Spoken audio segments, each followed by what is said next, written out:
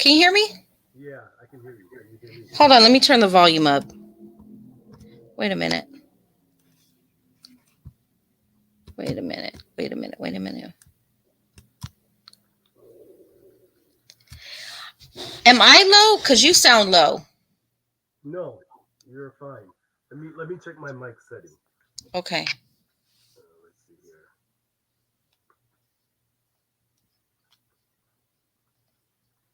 I'm thinking because I'm laying on my bed, Uh huh. and I am a little bit away from the camera. Hmm. That might be the reason. Yeah, because you sound extremely low. Yeah. Yeah. Let me see if I can fix that. Hold on. Hmm. Let's see here. Um, microphone. Microphone. Choose which microphones or app can access your microphone. All of them. Put that on, on, on. Shit, it's a whole lot of ones. You think I'm dorky, don't you? No. Oh, okay. All right. All right. Let's try this. Let's go to the sound You know more settings. about computers than I do. Come on now. Yeah, I know, but I don't use this. I only got this thing because of the interviews on their virtual interviews. Yeah. So they want to see you. Yeah, I have a device just for that one that I don't link to anything else. Okay. Hmm. Okay. Do you know my stomach started rumbling as soon as I got on this live stream? Yeah. Yeah. um, where's that damn thing at? Let's see here. But exclusive. I'm trying to see if I'm live though because it's not showing. I forgot how to do That's what I this. wanted to ask you. That's what I wanted to ask you. Is the guy that you liked, right? The one that you said that you had like a crush or something like Whoa, that. whoa, whoa, whoa, whoa, whoa, whoa! You're live. What does that mean? Hold on 1 second. Okay. Hold on. No, no, no, no. Wait a minute. Wait a minute. Wait a minute. Wait a minute. Wait a minute. Hold on. Hold on. What does that mean? Okay, we're live. Okay, I don't want to talk about that kind of stuff on here. Right. So I'm gonna text you what I wanted to say. Hold on. Okay, text it to me. Okay, hold on.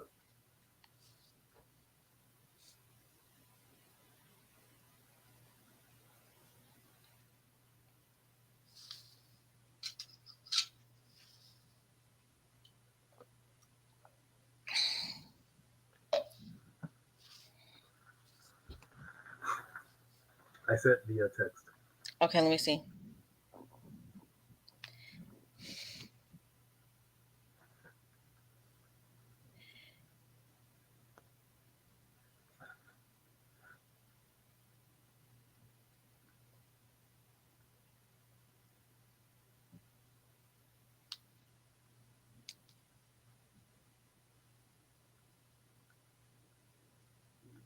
Positive. He's not in this network of yours. No. Are you sure? Oh my God. This. I'm No. just asking. I just want to make sure. That's all. No. I Okay. told you. No, no. Yeah, yeah. Tell me about you. You never said what. You never told me Hold on. Everybody can hear this. who's here. This is a light. I mean, unless I cancel this and nobody steps in here and listens. Oh, I see what you're saying. I got you. Yes. Okay, Thank you so okay. much. All Do right, not all right. bring that up. Damn, it's raining hard outside. Is it really? Yeah. Oh shit, it's a storm. It's a good thing I got in early. Holy shit. People are being baptized right now. They're getting baptized. Yeah, I could So, hear them yell. I could hear them yelling and screaming. so your sound is better. Your sound. Let me see what it sounds like on the other device. Hold on 1 second. Okay. Okay. So your sound is better. Oh, that was loud. Woo, that was loud on this thing. Okay. Does it sound really loud? Because that sounded loud. No, you're fine. Okay. So what I wanted to talk to you about, and have you have a discussion about, because I have discussions with a lot of these MGTOWs I've had in the past, and a lot of these men's groups, they're very anti-feminist. That's one, and they have the same kind of talking points. What I see as the same one as the exact same ones you had when you used to be a Hebrew Israelite when you were a teenager. So I wanted to get into and talk about what it was when you used to be a Hebrew Israelite, right? Yeah. And what that dogmatic religion did to you, your mental state, how you navigated when you were in the religion, and how you navigate now in life, and Sure. why. So when I was an Israelite, I was taught that women should be subordinate to their men Mm-hmm. because men have the authority, Mm-hmm. and that basically women were second class citizens. Okay. And I was disillusioned by that teaching because when I tried to apply it at the time, because at the time I was with my son's mother, Mm-hmm. and when I tried to apply that lifestyle and incorporate it, in my circle, my circle with her in that circle, it wasn't working. I couldn't get her to conform Mm-hmm. to the teaching. So how do you prove a teaching is real Mm-hmm. when it's not applicable in real life? Uh-huh. So it's now a fantasy. The idea that men are superior sexually, men are superior politically, and socially, psychologically. Uh-huh. This is what they were teaching. Right. So because I couldn't conform that teaching into my real life at the time as an Israelite, Yeah. that's where the delusionment came in. And over time, you grow to see that that's not the way, because anything that's not the way won't work, because you're going the wrong way. So I grew up from that. And now I'm like the laissez-faire. The French term laissez-faire. Laissez-faire means let it be. Mm-hmm. And just like blacks fought for the right to be equal to whites based on skin color, Mm-hmm. women also are fighting, and to be seen Uh-huh. as equal to men. And that's where we go. That's the direction that society is going. I mean, how long have you known me to be a feminist? Um, in your behavior, like in how you're prior to you, like, embracing the dogmatic part of feminism, Uh-huh. I would say since I first met you. And how many years ago was that? That's let's see here, 1998. That's nearly, what is that? That's 30 years. No, No, 20 something years. 20, like 24, almost 25 years. 25 years. Okay. Okay, so yeah, I probably wasn't as, what's the word? Involved. Maybe I'll say that. Okay. But you probably always knew I had a feminist mindset, Yeah. right? Yeah. Okay. So me with you, even with my feminist mindset, do you feel that I wouldn't do for you because of my mindset? Or do you think I still did as a woman, as a married woman, things in the marriage that were still like what normal women do? So you want me to speak as an Israelite, or you want me to speak as an No, not hold on. Because you can hit. There's two parts to that. The first part is the real realm part, and the second part you can speak as a Hebrew Israelite. Okay, so in the real world, I appreciated that. I appreciated the fact that you didn't, even if I had the intention, you wouldn't let me walk all over you. Okay. So I could appreciate that because you had self-respect, you know, Mm-hmm. and game recognizes game, so to speak. Right. So and maybe because I was raised in a traditional household, right? Yeah. So maybe I had some um, male chauvinistic ways. Uh-huh. I think I did, right? Because Yeah. my father was like that, and you know, you see me, you see the father, you see me. So yeah, so that may have caused some contention in the relationship, but overall, I respected the fact that you are an individual, you have your own mind, and you can think. So Mm-hmm. yeah, I had to respect that. I had to submit to that. Now, as an Israelite, um, it would have been a problem. It would have been a freaking problem because you're not submitting fully as And how when they you are. say when you say fully, because I would do laundry, cook, clean the house, and do all those things, right? Hmm. But when you say Hebrew Israelite, how does it how does it manifest in a marriage where a woman does all the natural things and works a job outside of the marriage, but as a Hebrew Israelite, what did you think I wasn't doing as you being just coming out of the Hebrew Israelite faith? Okay, so if I'm putting myself in the shell of an Israelite man, Mm-hmm.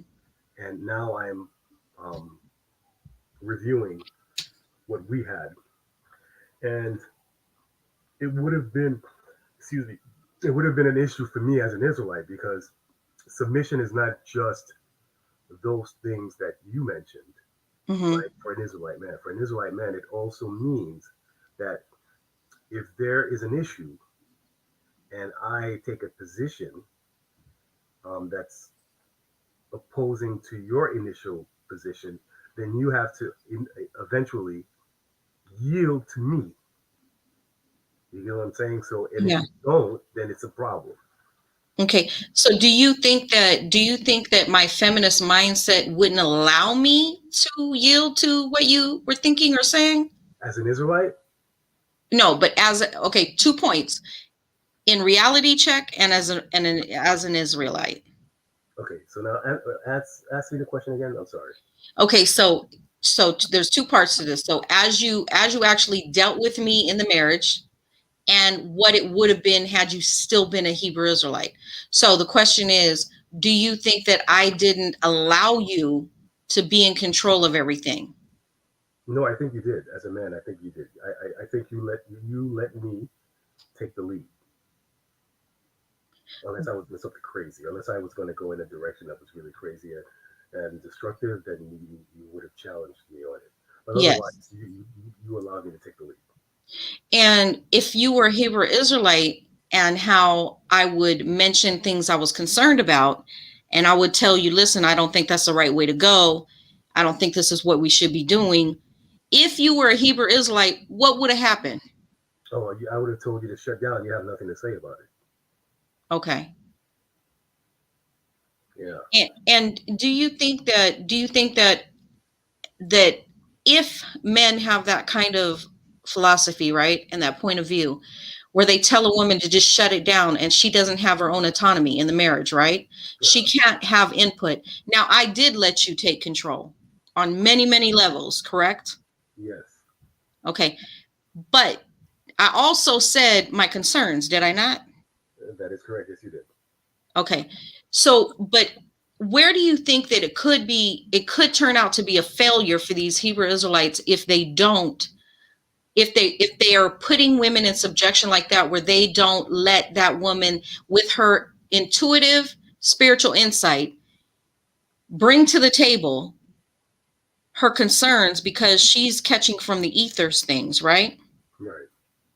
So if you have a man that doesn't let her speak or doesn't talk about her concerns and stuff, do you think that somehow, some way down the line in their marriage, there could be a wreck in the marriage? Like there could be something that can happen, or I mean, that could happen whether she puts her concerns in there or not. But I'm just saying, do you see where that could actually transpire? Yeah, I can see that. So an Israelite man, if an Israelite man does not see uh, a woman as having the opportunity to gain intelligence that would lead to wisdom that husband has. Mm-hmm. That his wisdom is superior to hers. Hers is inferior. Okay. So he would never see her as his equal, so that she could give him um, guidance that maybe he didn't have in himself. Mm-hmm. Because according to the Israelite man, the wisdom of the Most High is first distilled into him, Mm-hmm. and then he filters that out into his wife. So she's like a second class citizen. Oh, okay. So, so knowing me, you've known me for 24 years, correct? Yeah, around that time. Yeah. So have I told you anything that when I've spoke spiritual things or things that I catch from the ethers, have I been wrong psychically? No, no, no. You've made a lot of predictions that were accurate. I think I told you that. I told No, you. I know you told me that. Because people don't know our dynamic and they don't know because we haven't, okay, so let me first say, me and him haven't spoken for 12 years up until like the last 2 weeks, Yeah, right? that's right. Yeah, And so, we've been off and on for 24 years. yeah,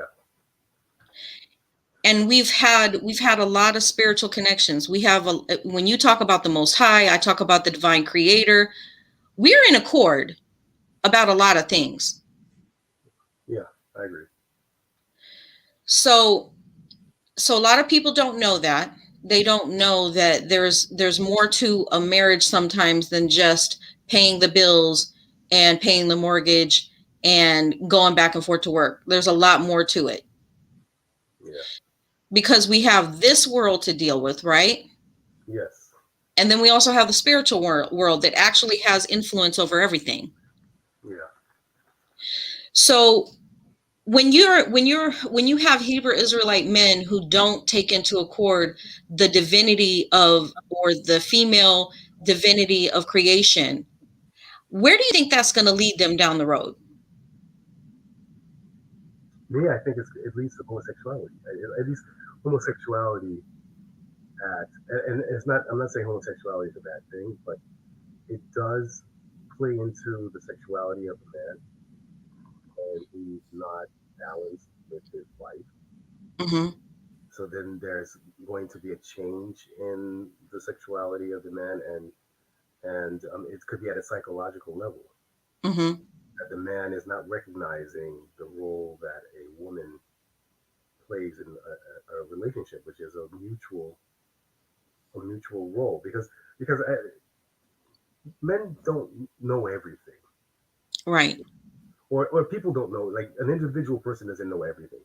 You know, they have to interface with other people that have Right. other talents and other abilities that they may Mm-hmm. not have. And it's the same thing in a relationship between a man and a woman. A woman can bring to the table things that the men cannot, and vice versa. Right.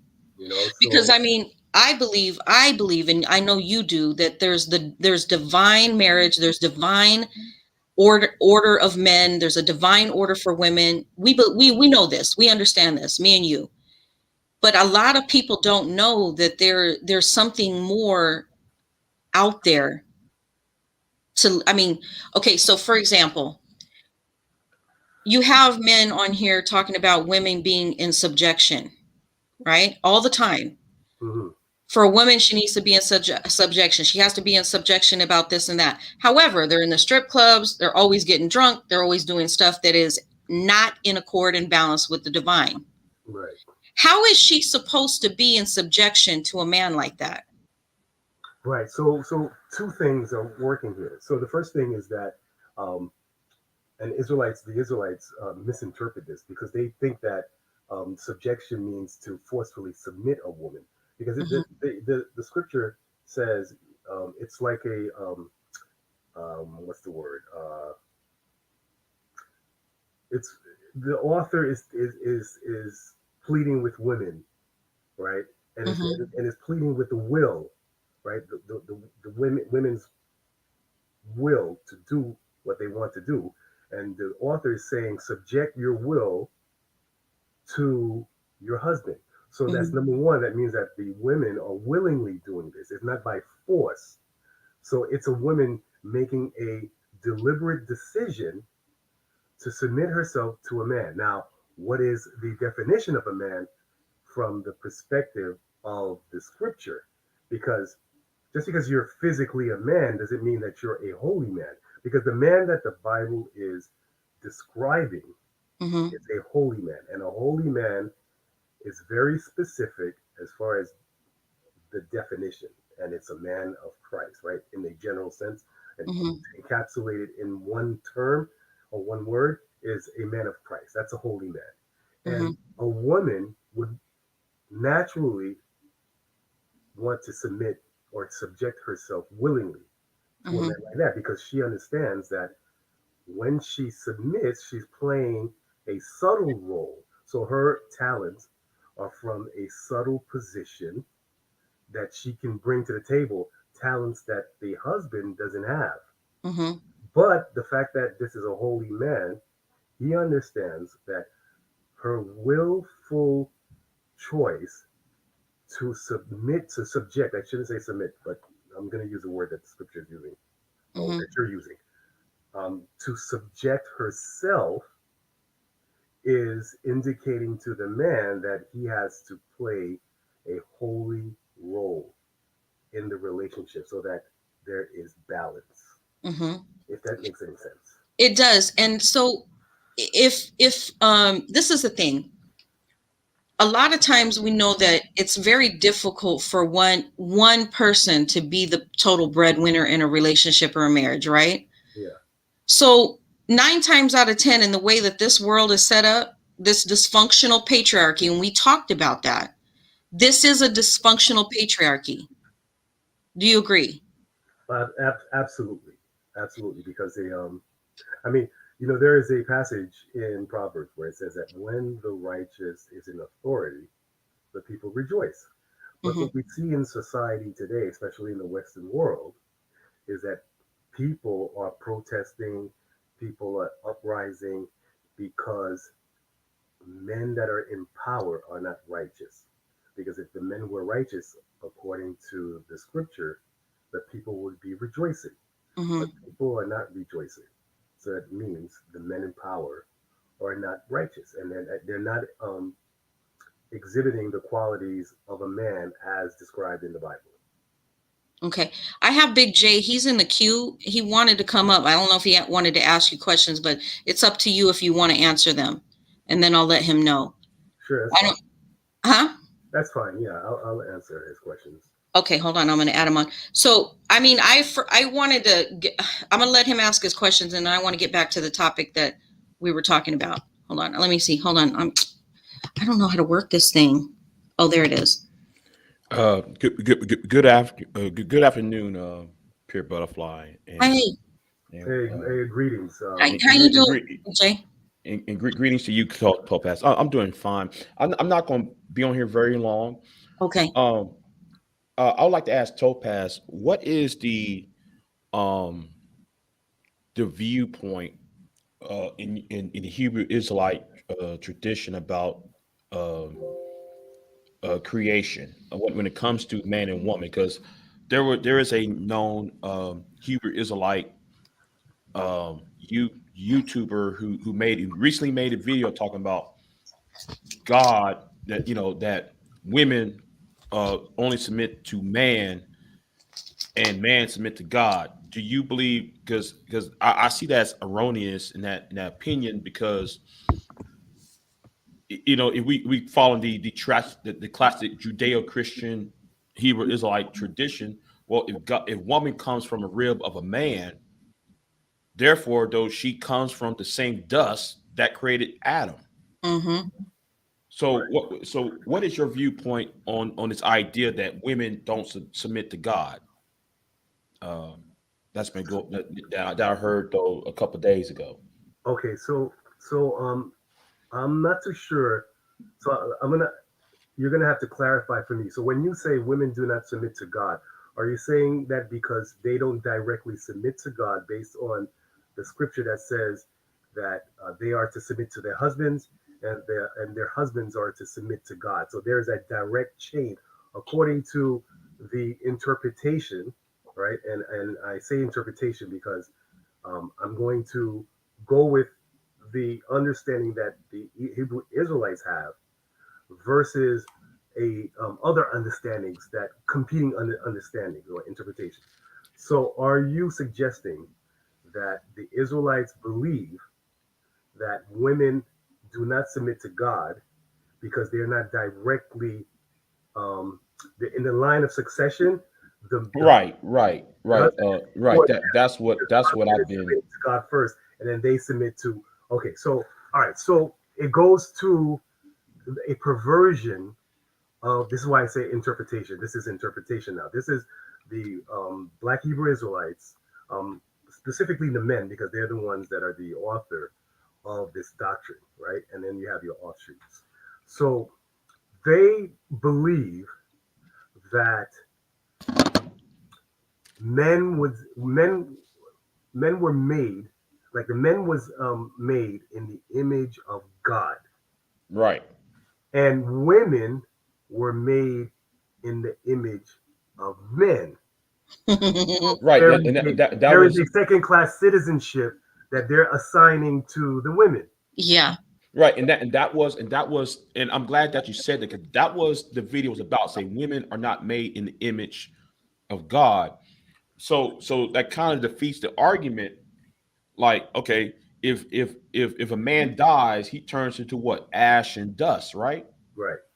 But if a woman dies, guess what happened to her body? It turns to ash and dust too. They kind of in like what God did, when God created the world, it was, he molded Adam out of clay and breathed life into Adam. Right. So that kind of defeats the purpose when he's saying women are uh not made in the image of God, but my understanding is because she came from his rib. If you're going by that of that traditional thought, therefore though she is dust too. Well, so okay, so number one, right? Mhm. The Israelites don't have critical thinking like what you're displaying here. So they don't Mhm. have that kind of critical thinking. So they're taking a cross section of a tradition, and the cross section of this Hebrew tradition is focuses on patriarchy, but the patriarchy that they're focusing on, when they interpret it, they pervert Yeah. that that patriarchy. They perverted the tradition by way of their interpretation. Mm-hmm. Mhm. So the Israelites believe that man was made in the image of God, and I think that part of that interpretation goes to a lot of the iconography of the early church fathers that they have. So you don't see women. You see men. Most disciples are men. The saints are men. You do see women, but at the forefront, it's the men. So that they hold on to that part of the tradition, which is a tradition where the perversion started to um, bleed into the tradition, because the early church, the earliest church fathers knew about the goddesshood, right? They knew that the feminine played an equal role in the creation of God. Yes. And the problem is, at some point, when the changing of the guards took place in the church, there was this, and I think it might have been because the Gentiles had mastery over the Jews um, many periods of time, and the Jews may have inherited some of these perversions um, and adapted them into the tradition. Are you referring to when Paul wrote those letters to the church and he said, "Keep your women silent in church"? Yes, right, right. So at that point, at that stage of the the tradition, the Hebrew tradition, you start to see, because we know Paul came up under the Romans, that society, so he was heavily influenced by the Romans, the culture of the Romans, and Mm-hmm. um, the Romans were like a patriarchy because they had the emperors. The emperors were men, and so he adapted that, and he put that into the structure of the church, the hierarchy of the church, or the administration of the church. And in the church, women had to be subordinate to men And silent. in silence, right? And in silence also, right? And in total obedience, right? And men could, unfortunately, men could would abuse this authority. And yeah, so in the run up to Christ, the era of Christ, you see this this progress in perversion in the tradition of the Hebrews. And also discredit the fact that in Genesis chapter 127, men and women were already created before Adam and Eve. And those Elohim at that time, it said that God was able to rest. However, in Genesis chapter 2 with Adam and Eve, that God never got a chance to rest. Okay, so now you're delving into the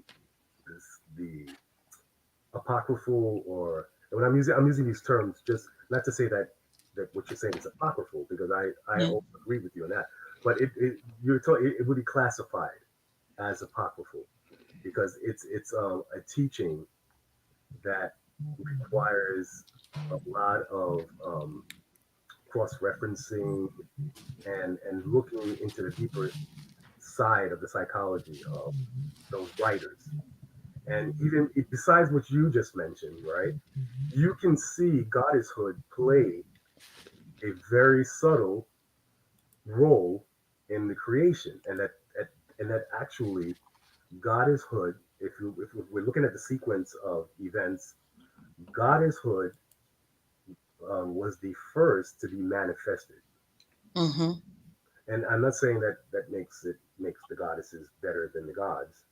All I'm saying is that in the sequence of events, they have precedence over in a sequence of events.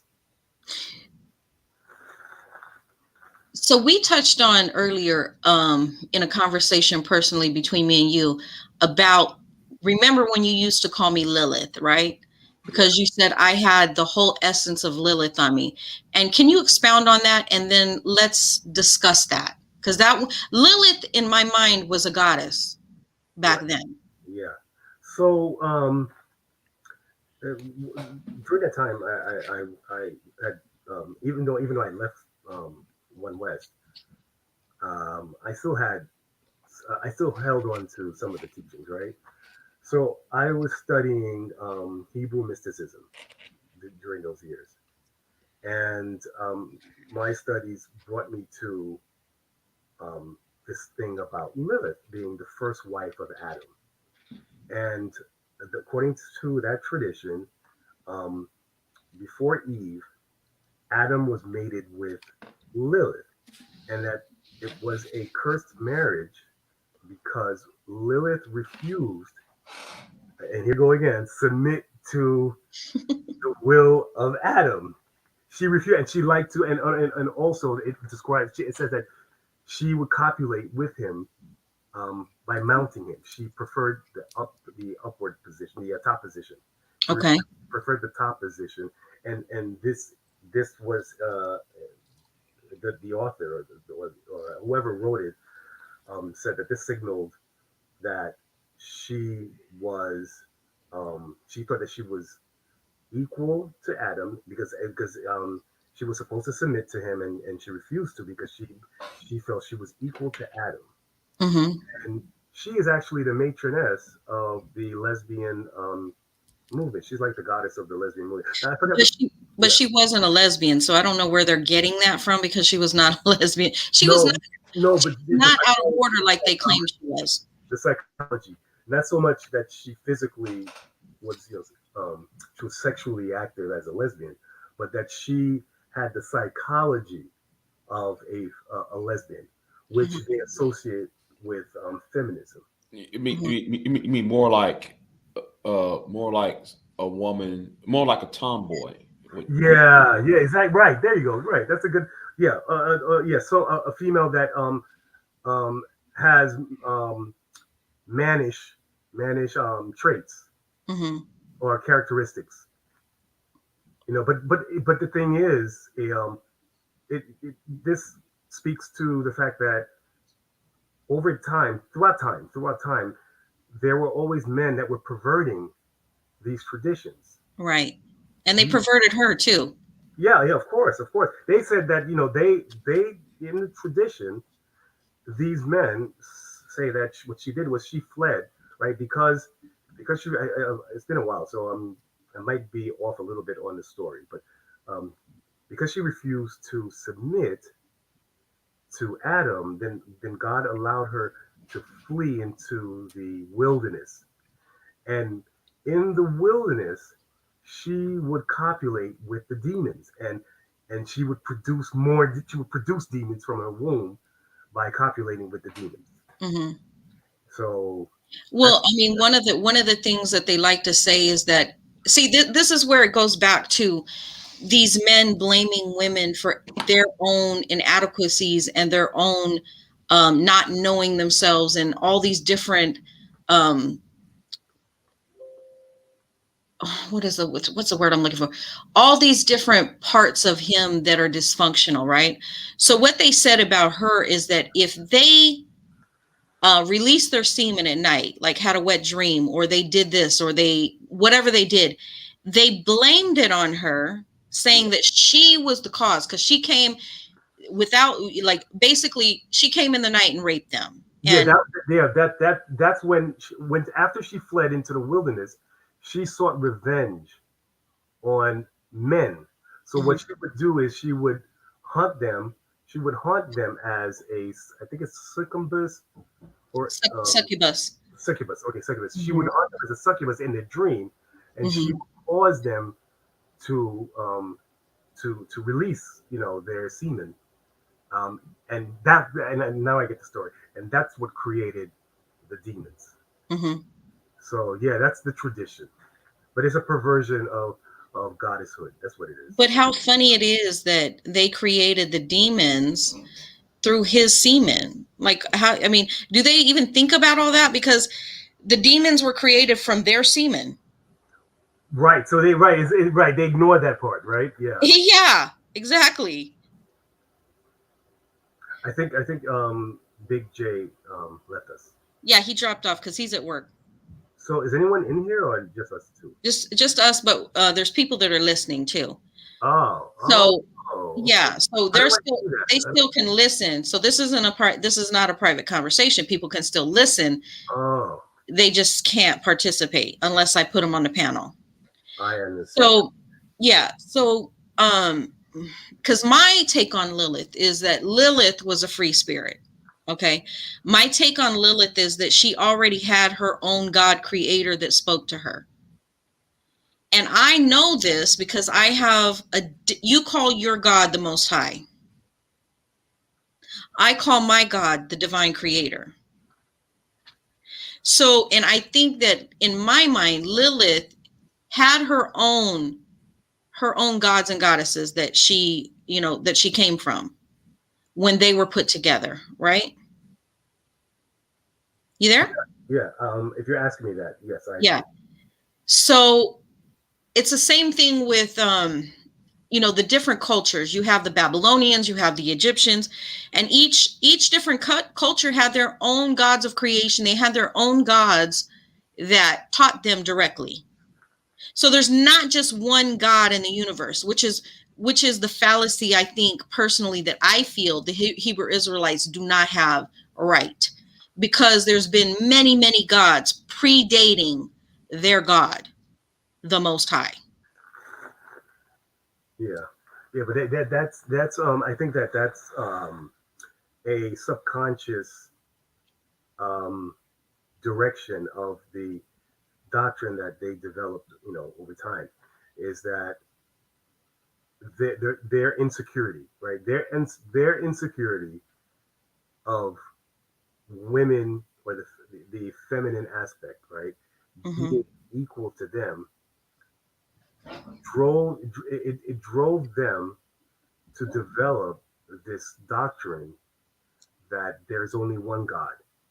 And when you can claim one godhood, you can impose an image on that godhood, and that's the image that's upheld. So if you put the masculine on that one God, then there are no other gods. So that means God is a man. Right. Right. So, but when you introduce the element of multiple gods, then there's a challenge to this idea that there's only one God and that he's a man. Because now you have more than one God, and the fact that it doesn't have to be just a man. Right. Also a woman. Right. Yeah. So I always say that when the Anglo-Saxons wrote the English that we have, the English King James English Bible. Yeah. When it says God said such and such, I think I shared this with you. Yeah. God said such and such. God said this. If you add the preposition a, it changes the whole meaning, because now you introduce the fact that there is multiple gods. Right. Say a God said such and such, instead of just saying God said such and such and such. Right. A God said. So now you're saying to me that this particular God said it, but that implies that there are other gods. So I want to get back to the Lilith part about you calling me Lilith. So part of the reason why he called me Lilith is because one time he was reading a scripture, and in my mind, I felt like he was trying to chastise me as a woman with the scripture. And I took his King James Bible and I ripped his King James Bible right in front of his face. Yeah, I remember that. Yeah. And then you called me Lilith. Yeah. Yeah, because I was studying the tradition of Lilith, right?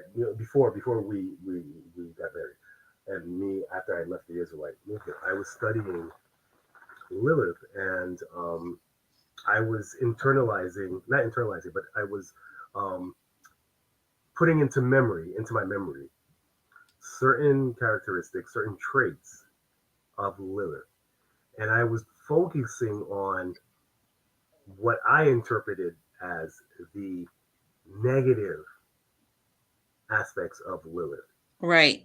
Not wanting to submit to a man because a man is has authority over women. This is what I'm thinking at the time, that in my growth at the time. And when we got married and we were living together, and marriages come with all types of the good and the bad. Right. I was associating certain behaviors with Lilith, and for me, that meant that she is now the embodiment of Lilith, because the negative, what I interpreted as negative, right, traits. Right. Yeah. So yeah. And I had came out of my religion, which was I was Jehovah's Witness, and I had been out of that religion for like 3 years before we met, I think. And because when I was in that religion, I felt miserable. I felt like I wasn't myself. I felt like they were taking my natural instinct or my natural abilities away from me. Like when I would get premonitions, and you know that I get premonitions and they do come true, do they not? Yes, they do. Yes, they do. So when I would get those premonitions, they would tell me that was from the devil. They would say that's Satan. I don't let religion do that to my psyche anymore. I refuse religion. I refuse all organized religion because I feel no matter how many parts of it that's good or beneficial or that can actually help people structure their lives, there's that other aspect that can totally annihilate their thought process and who they're actually supposed to be as a human being. When you were a Hebrew Israelite, how did you feel when you were in the religion? So I came into that movement when I was a teenager. I was in my latter years. I think I was 17, Mm-hmm. and so I at the time when I was 17 years old, I was trying a teenager trying to find myself, and I couldn't I could not um, I found that I couldn't function in society among my peers in a normal way that you would expect someone that's 17 years old to, operate among other 17-year-olds. Yeah. And I was right, for the picking because the Hebrew Israelites, these are older guys. They showed me a family, a sense of belonging to something, and not only belonging to something, but the cause of this something is greater than every individual in that organization. Mm-hmm. So that is like, okay, so then it means everybody's going to be equal. I don't have to worry about anything because there is a something that we all are aspiring to that's greater than us. So where I was working at, I was working summer. It was a summer job, and one of the elders, he's still around and he's still teaching, still here. He happened to work at the where I was working, and one day I came into his office space, and he asked me a question about history, and from there it was the hook. That was the hook to reel me in, and at first it was a beautiful feeling um, because it gave me a sense of black pride. That's one, Uh-huh. and that it fed my it fed my lower self because they say that there's going to be revenge on this world because they did bad by you, Yeah. and they feed your ego. So that's at the beginning with the pleasure, but then reality sits in because they oppress you because they're about control.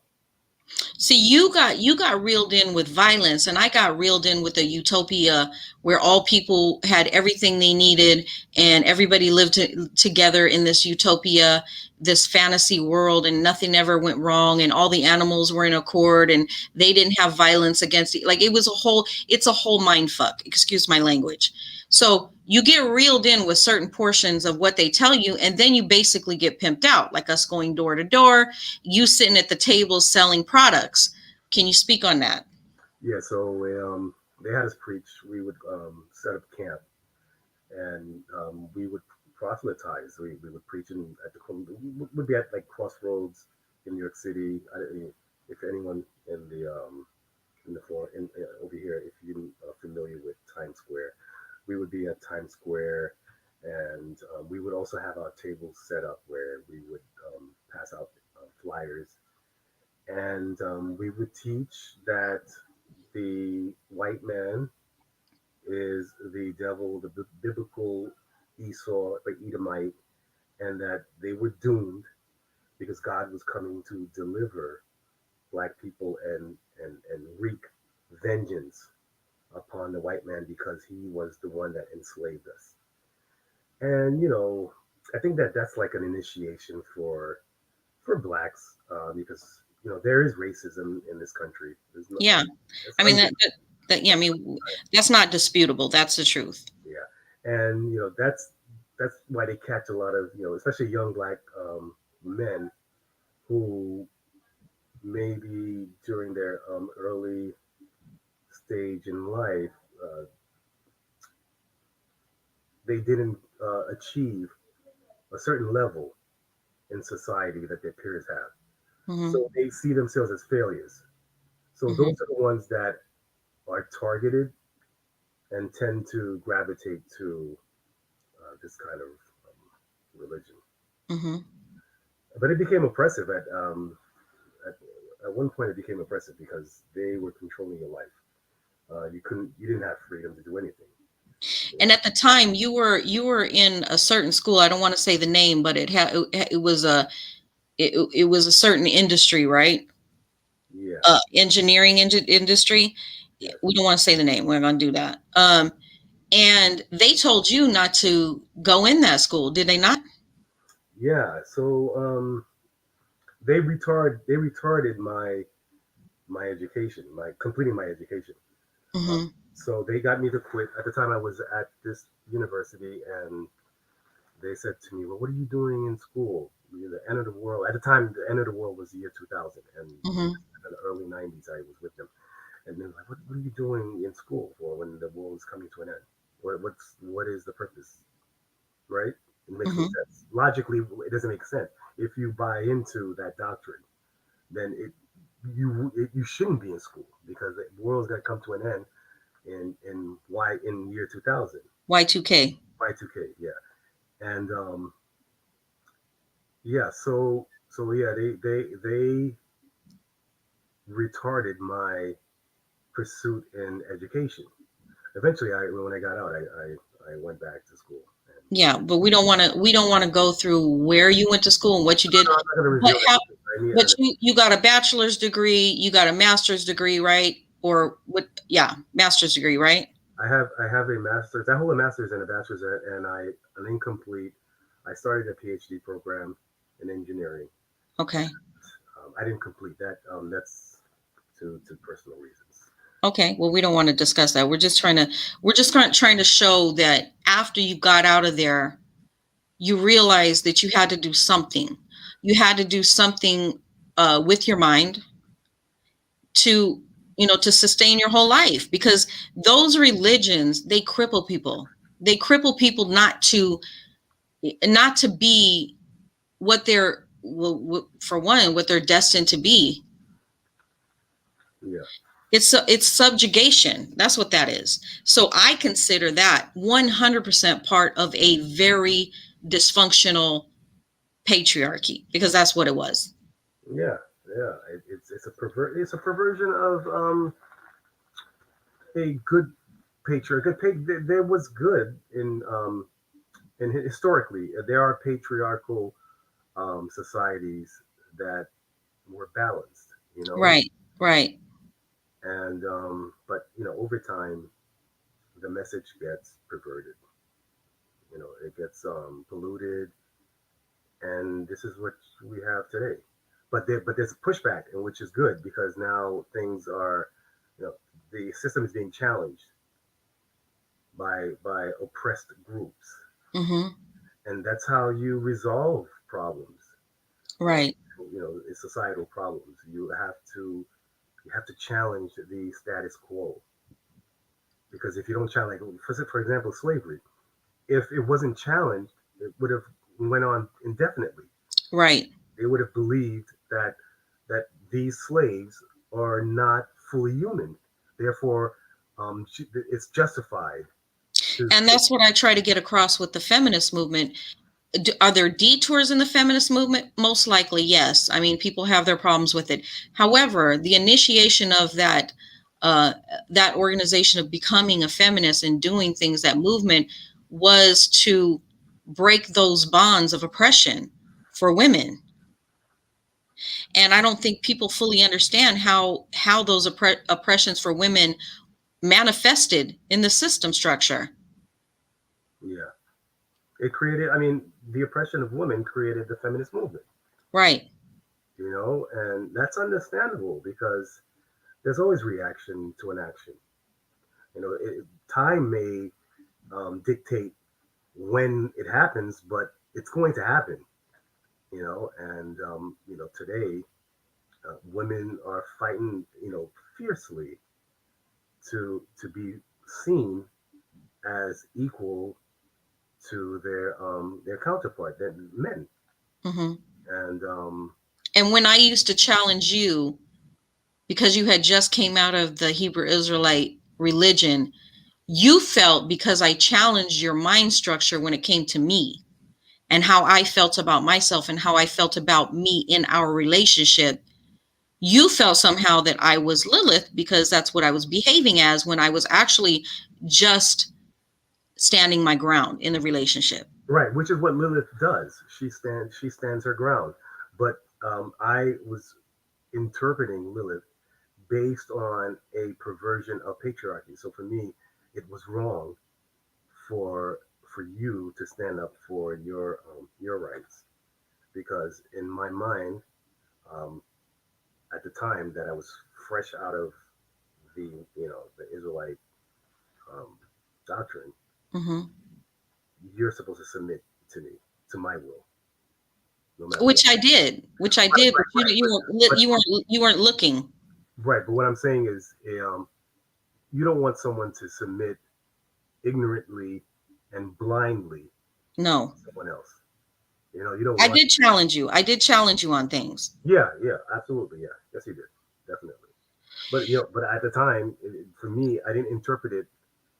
You know, in hindsight, I can say, okay, I was immature here, and I understand why I didn't see the reasoning behind the pushback at the time. You know, Mm-hmm. but in hindsight, I can see that. But during the time that it was happening, I'm operating from a frame of reference as a Hebrew Israelite. I'm pulling from that information to sort out the dynamics between you and me at the time. Mm-hmm. And hey, it was a learning experience. You know, it was a learning. Oh, Big J's up here again. Yeah, I apologize to you, Topaz, and to you, Pure. I had to drop off, so Oh, I I know you're at work. apologize. I know you're at work. I know you got to do stuff. Yeah.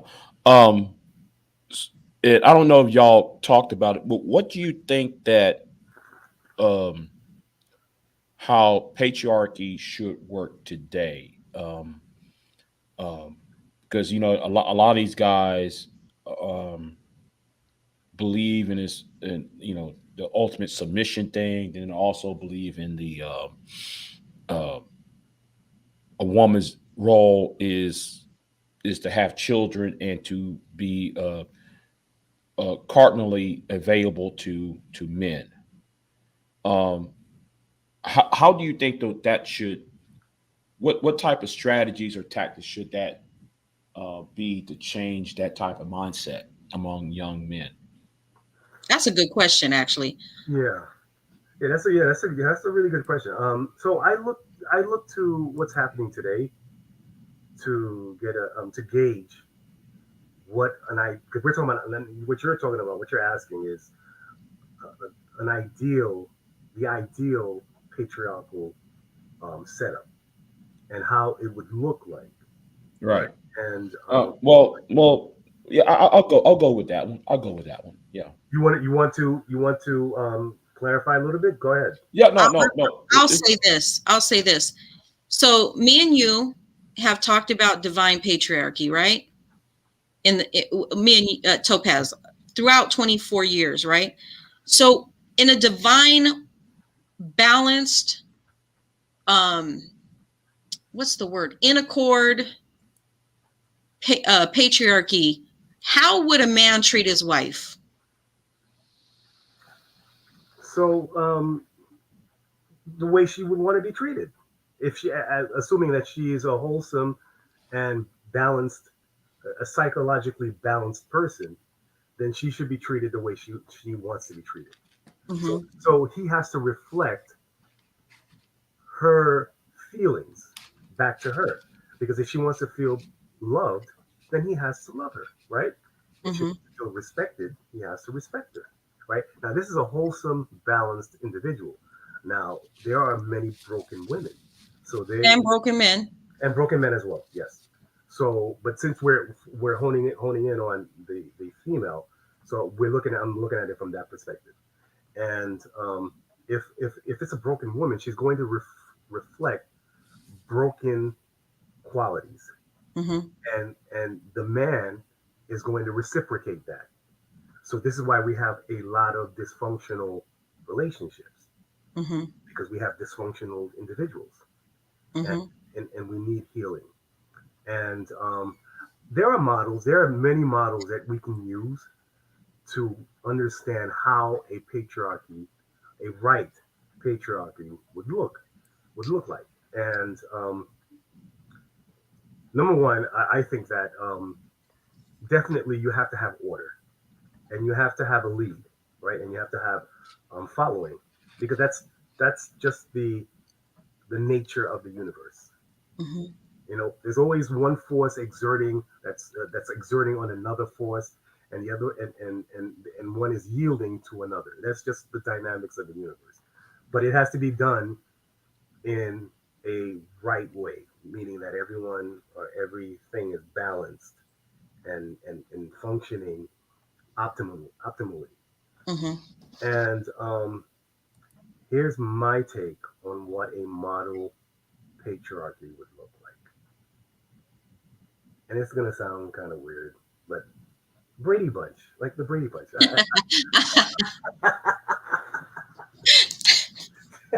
I can see that. I can use that as a model of the nuclear family, right? That's the Uh-huh. nucleus family, and I could see that as ideal. That's an ideal, How so? Because because that's me because funny. they were always loving. Very rare they argued, and they were always making decisions that was for the benefit of the whole, the benefit of the household. Okay. You And know, how would they always how hugging would each other, right? You see how they hug each other, so that yeah. shows that 50-50 relationship, right? Mm-hmm. They're both in accord with each other. When, like, she's not just holding him, he's holding her. So there are different Right. things. You mean like everything's just in unison? Yeah, yeah, exactly. Yes. So that loving structure, because you have men on here that are basically teaching men to use women like dish rags and dirty rags, dirty cleaning rags. And they don't understand what it takes to have longevity in a marriage, right? Right. So they don't know that if you continue to treat a woman like that, what is she going to do? She's going to leave, right? Yeah. So what advice, okay, with all the things that have happened, transpired throughout the years, what advice would you give men who want to have a long sustainable marriage if the woman, let's just throw it out there, she is what he's ideally looking for. She is balanced, her mind is balanced, everything is on go, right? So what is, if she's got all those qualities that they think that they do want, right? She's got them. What does he have to do? So I think that he has to resolve within himself that he's equally yoked in an equal partnership relationship. Mm-hmm.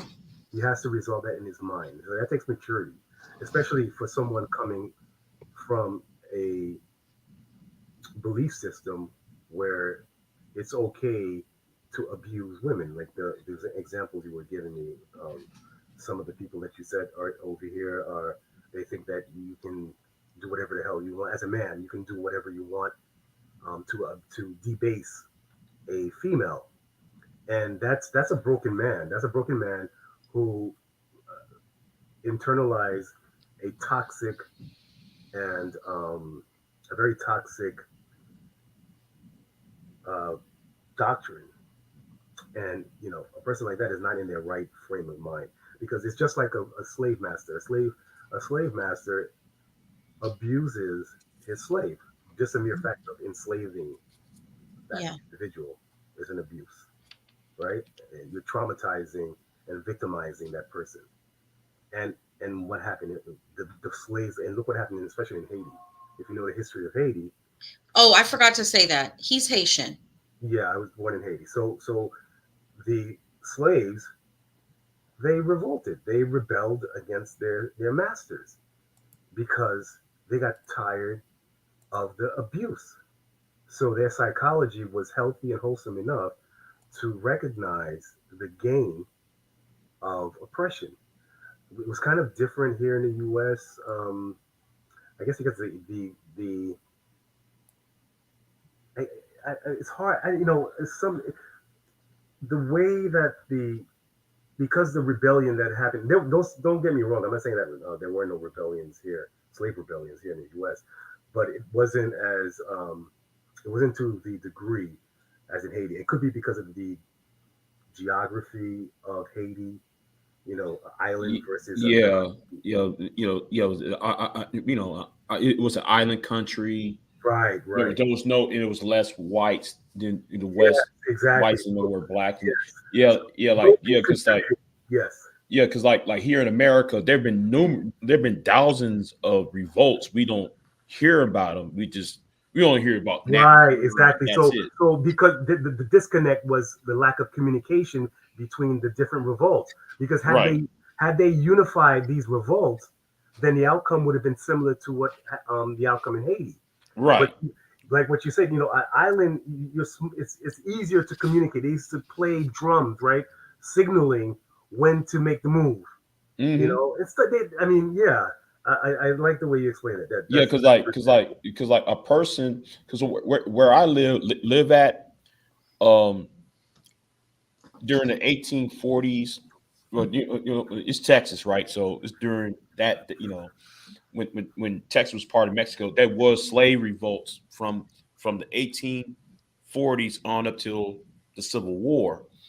There always have been slave revolting and going west, or they going south towards Mexico. They either go towards West Texas, or they go to south to Mexico, or they go to New Mexico, or to California.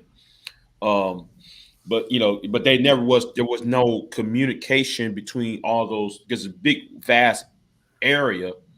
So you don't know what slave plantation that's 100 miles from you. You don't know where, the only thing was here. So um, that's part of the reason why, though you're right, there is a disconnect, um, because for Haley, it was the island country, or they're one half of an island, and there was all boxed into, they already outnumbered the person who was the enslaver. So Mm-hmm. that does, that's why Haiti was more successful, overthrown its colonial masters, very easily. Well, Topaz was born in Haiti, but he was raised from a baby in America. Hmm. yeah. I came here as an infant, Oh, and okay. yeah, I wanted to say that Haiti during its revolution, or the run up to the revolution, um, you could say that they had an organic internet system, because now today, because of the internet, now you see uprisings and protests like that because people are able to connect. So let's say there's a protest in one city. I put it Hmm. Twitter, boom, that information gets to the others, and they're able to participate, and we grow that movement. And Haiti had that in an organic way because they were using the all of the natural elements that were there. We call that voodoo. So they were using all of the natural stuff to help them communicate to one another, to fuel this resistance, and to build this resistance to the point where the numbers were just overwhelming the French soldiers. I mean, literally, a Frenchman's rifle could shoot, but how many?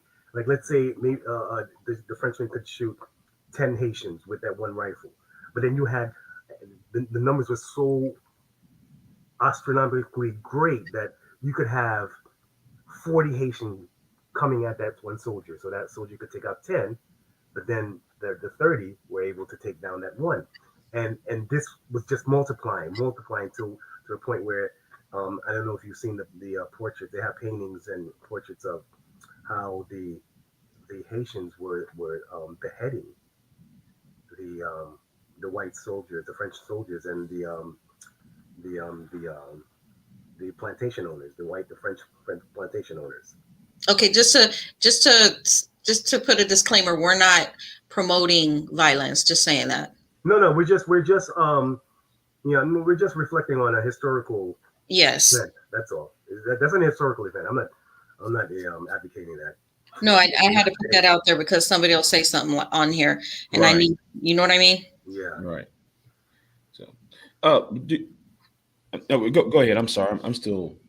No, I'd like to jump into the manosphere, the MGTOWs, the red pill.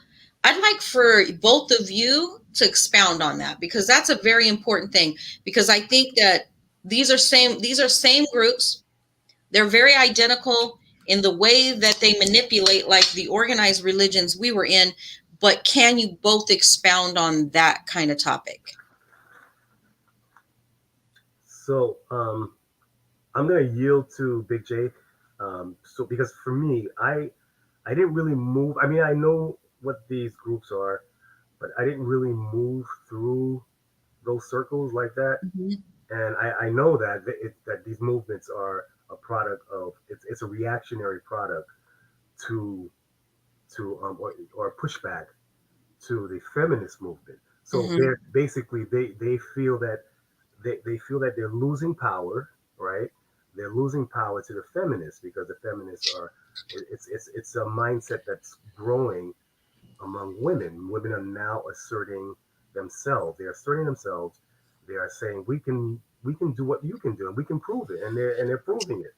And that's attacking the patriarchy as it is set up in the West, and the manosphere and red pill and stuff like that.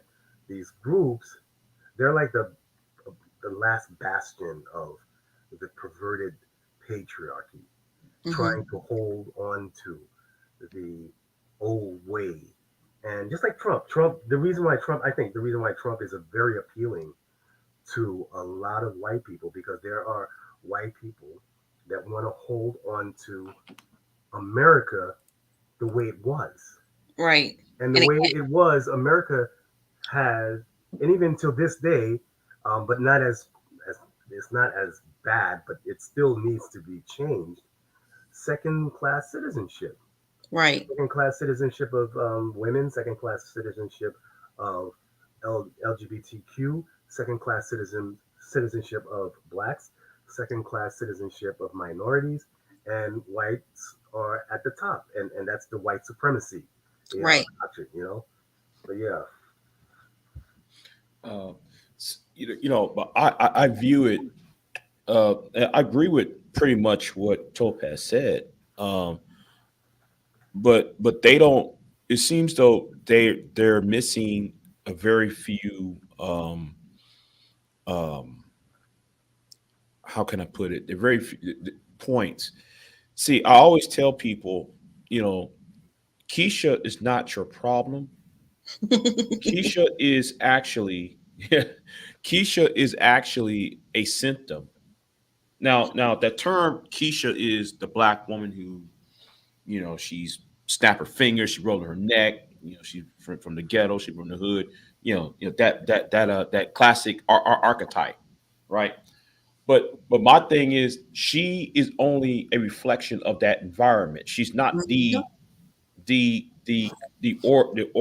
originator of the environment. The environment created someone like that, and many of those guys, and I'm gonna say this, so I'm at fault for it too. for a while. That and it's not necessarily for black women, just women in general. For my case, where where you see her, she's more vulnerable, so therefore she's going to act tough, and she's going to act in a certain way, in a more defensive manner, because the environment is very toxic and very polluted. That's the only thing though that anyone, a woman or man, I mean, even a child, Right. even a mad dog, even a puppy that might looks innocent one day is a ferocious animal, because you put it in a certain environment, it's become a monster. So um so they're not focusing on what is the issue. They're not focusing on and I keep on telling people, if y'all read books like War on Boys by Dr.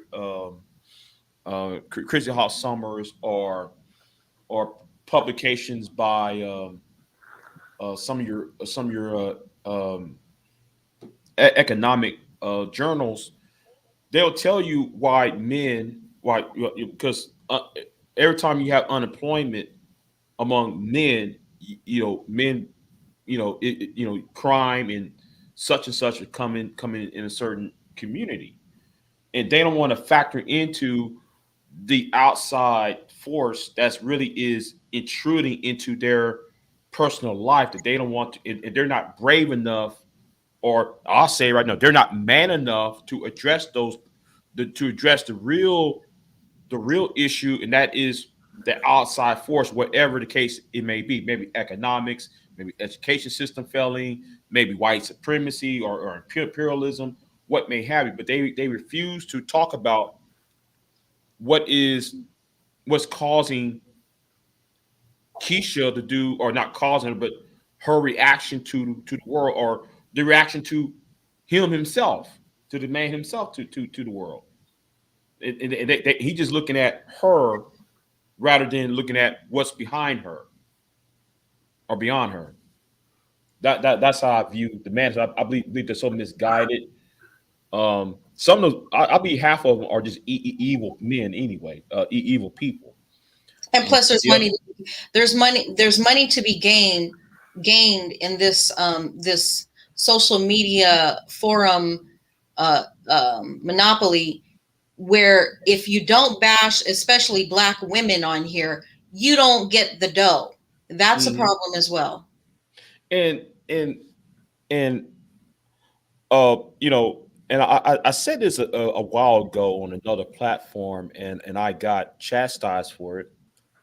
Was when I told people, after 1945, the world will never go back before 1945, because the world changed. Hmm. Um, since you created the atom bomb, or atomic energy, that reduces men's capability for a guy who don't have the um, a high school education, from attaining a sustainable life. You need a new, you know, the splitting of the atom uh, cuts down the cost of men with shovels shoveling coal. It actually replaces about 15 men, 15, 16 men, or I'm just putting a number, but it could be 100 men with that one, with the splitting of one atom. You actually replace Yeah, hundreds of men. this is the thing. There's so They many. don't sit there and they don't compute that when it comes to the to the job, going to the job world, the job life, whatever it's called, the labor part. You have to do sustainability. So we know that we're moving out of coal. We know that we're moving out of gasoline into electricity. We know we're going into solar. We know we're doing all these different things. The only problem, I liken those physical energy systems to people, right? So people don't want to get out of the way of themselves, because everybody can have a good life. Everybody could have good relationships, but you have to get out of your own way to get there. And a lot of these men want to be stuck in that old what is it that the Matrix called it? The paradigm, No, matrix, what may have you. no, they called it the, what is it, Topaz? The Matrix called it the, in the Matrix movie. yeah, the old program, the old program. So people don't want to get out of the way of the old programs when it comes to relationships. People can literally have everything they desire if they just get out of their own way to get there. If you get like me and Topaz, we got out of organized religion. We've done soul searching, we've done self examination throughout the years. So you have to get to that point where if you know something's not working, you have a problem, then you have to see what the problem is and then fix the problem. And you have to be honest about it. I think that we've been honest about what has transpired with us in our marriage. We both had our own reasons for things. You know, we both did things that were not right.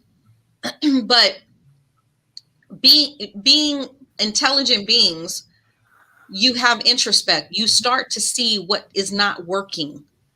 And I think that is the problem with these men groups, is they don't see what is not working and try to fix it. And it takes self-examination. What do you think about that, Topaz? Yeah, you know, I think that these organizations, these men organizations, they believe that the olden ways is the correct way.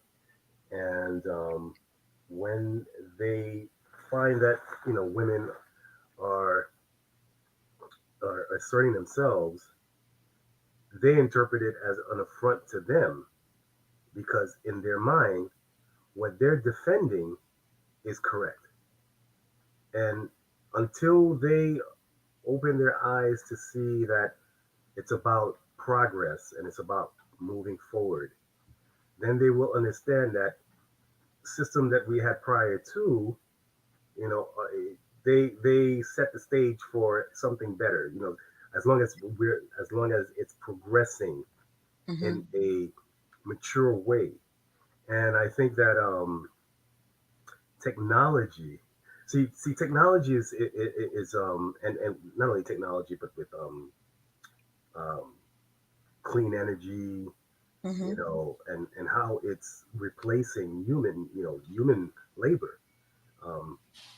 And now the architects of the system that is that's pushing the advancement of technology and these new energy systems, they're not considering, or maybe they have considered it and that's part of their plan, that you're going to have a workless class and it's going to keep growing and growing and growing.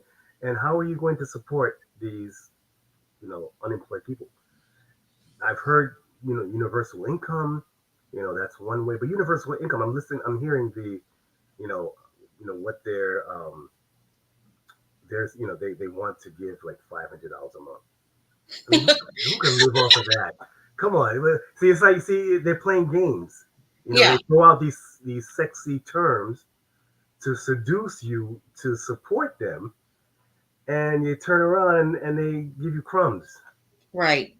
You're still stuck in the same outcome, which is you're not self-sustaining. Yeah. You're unable to self-sustain because this artificial world, unlike the natural world where Mother Earth is going to give everyone everything they need. As long as you don't abuse the earth. Right. That's right. You just take what you need. Yeah. Don't take what you want, because once you set in the I guess the gluttony, quote unquote gluttony nature, the psychological nature, then now you're polluting, you're perverting Earth. You're starting to pervert, which is where we are today, because we're taking so much resources out of the Earth to the point where you deplete the womb of the Earth, it's no longer going to be able to produce. Right. And in these artificial systems, in this artificial system, this matrix, Um, the only way they can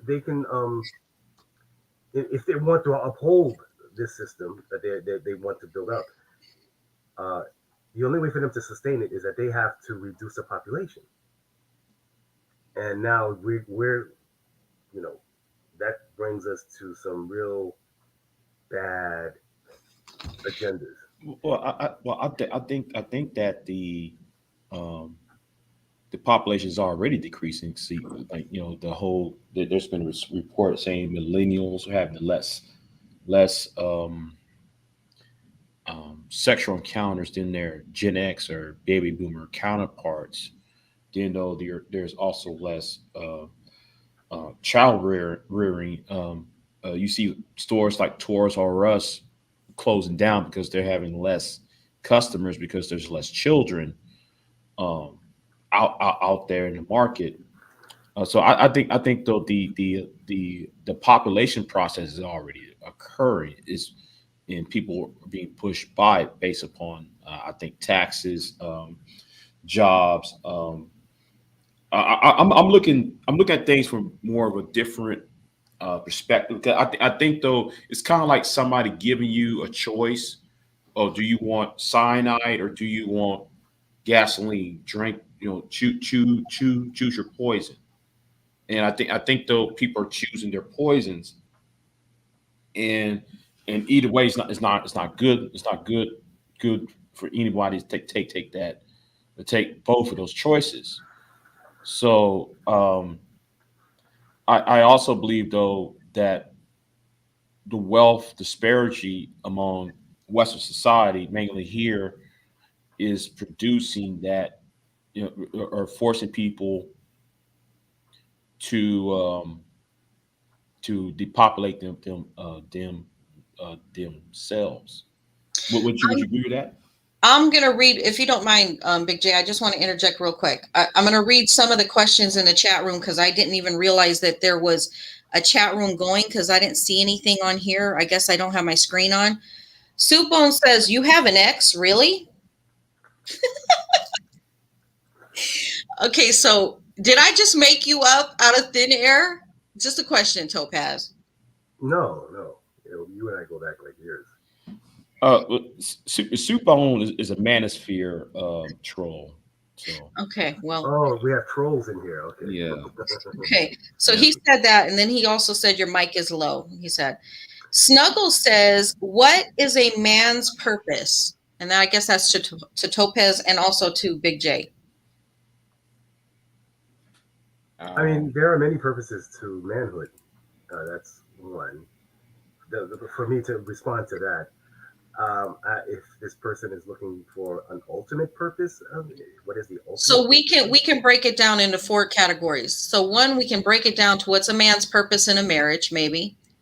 What's a man's purpose in a community? What's a man's purpose in, um, well, his personal purpose, I would say. And what is his universal purpose? So I'll give you 4. I made those up. These are my questions. Okay, so what is the purpose of a man in a marriage? Right. I think that men. So for me, um, there are different talents between men and women. Uh, both bring talents to the table. Mm-hmm. I believe that men bring the structure. They bring the structure to the table. So they build a house, like the physical house, Mm-hmm. the masonry of the house. So men have a physical ability, right, to do certain things that women physically couldn't do, or if they could do, would be in a limited um, Capacity. capacity compared to the man. Now there are women that can challenge um, that reality because nothing is fixed perfectly in stone. There's overlapping. But Right. I think that men bring the structure and women bring the nurture. They bring the nurture to the table. They are the ones that nurture the children and nurture the household. Now, this is just one. I'm just giving one. One Right. two examples of virtue that you can find from both sides In a um, marriage. in a marriage. Yeah. So now what about a man's role in a community? Okay. So looking at the base of a man, a man's ability to bring structure. So now we're going to build on that because the in society is like a bigger family, right? Hmm. You have the nucleus family, and then you have society. Society is a bunch of nuclei families um, uh, agreeing to adhere to certain rules so that the society can run orderly. So, building on the structure, I feel that men are the ones that bring authority to the structure. So now they will be the enforcers of that structure. So they're going to make sure that it is maintained and that there are no foreign forces that want to um, Destroy it. destroy it. Right. So they would Right. defend that. Yes. Yeah, yeah. I was having this conversation with peers. Pierre and I have a mutual friend, and me and her was having a conversation that She's also a fellow feminist. yeah, and I was telling, and I'm her ex boyfriend though. Anyway, yeah, the mutual friend I'm talking about. So when I was having the discussion with her, and I tried to explain this to her, and I explained it to her in this way about what are men's the purpose of men. I looked at it like I look at it as what is brutal is guarding the beauty. Yes. The men's brutality, and when I mean brutality, I'm not talking about violence. I'm talking about the shield. He is the shield to protect. That is beautiful. Which when men protect and shield, it allows women to be more intuitively connected to the cosmos, to the divine, to the universe, to pick up that spiritual ether, that nourishment that she can pass on to her husband, pass on to her kids, pass on to her community. But she can't do that if she's out there fighting dudes in the street. She can't do that if she has to protect herself because she's on guard all the time. So if a man is protecting, he's keeping from these invading forces that want to destroy that garden. We'll call it a garden, that loving garden, your household, your community, your nation. If he's protecting that, she gets to do the things that can bring all the spiritual enlightenment or certain types of growth to the table. Do you guys agree? Yes. So Yes, yes, yes. yeah.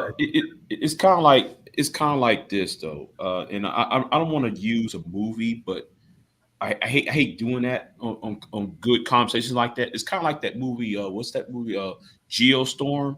How the daughter narrates her daddy's, because like the daughter, the girl in the movie narrates what her daddy is a hero. She talk about his greatness, how he saved the world. It's like that. That's how I see it. Mm-hmm. Women tell the greatness of men. Yes. Um, so what, ma'am? I said yes. If Yeah, you have a man that's in balance, is in accord, is doing everything that is divinely ordained, then yeah, women can be women. yeah. And I almost said it ain't nothing like hearing a woman talk about the greatness of her father, of her husband, of her brother, or what may have you. Hmm. Even some guys you know in high school. It shows that shows what type of man he is Yeah. or was, and what type of woman she is, talking about that certain individual. I was telling Topaz last night. I sent him pictures of my little shrine I have in one of my guest bedrooms to my dad. It's owed to my dad. And I sent him pictures of, the Navy ship that my grandpa was on in World War II, and all these different things, right? And a photo of my dad standing with all the men that he worked with at the test site with the stealth fighter. And what how do you feel about what I sent you, Topaz? What is your thought process of me doing that? So, well, I'm not too sure about your thought process, but what I would say is, after viewing those photos, um, and within the context of what we're talking about right now, Yeah. I would say that that era, or at least that cross section of society during that period in time, shows me a a healthy patriarchal system, because you know some of these the military, these type of traditions, I think, that men hold, help to free women to do what they need to do, because we need protection. Society needs protection. Yes. And I'm thinking of the story of Moses. When Moses took authority to raise the staff, he parted the sea. And when he parted the sea, he freed up the Israelites to travel to the promised land, where that's their inheritance. That's where they belong. So they needed, it was a mutual relationship, because there was an antagonist. There was a foreign invader, right? Which was the Egyptian military, Mm-hmm. and they were chasing them in the sea. And so Moses is that masculine authority that is playing its natural role, so that, remember, Israel was married onto God. So Israel was married onto Moses. So Israel was playing the role of the wife. Mm-hmm. And that opens up the spirit of the woman to express what genetically she is built to do. Mm-hmm. And they are the teachers, besides other roles, but that's one role that really sticks out to me, is that women make the best teachers, during the formative years of a child.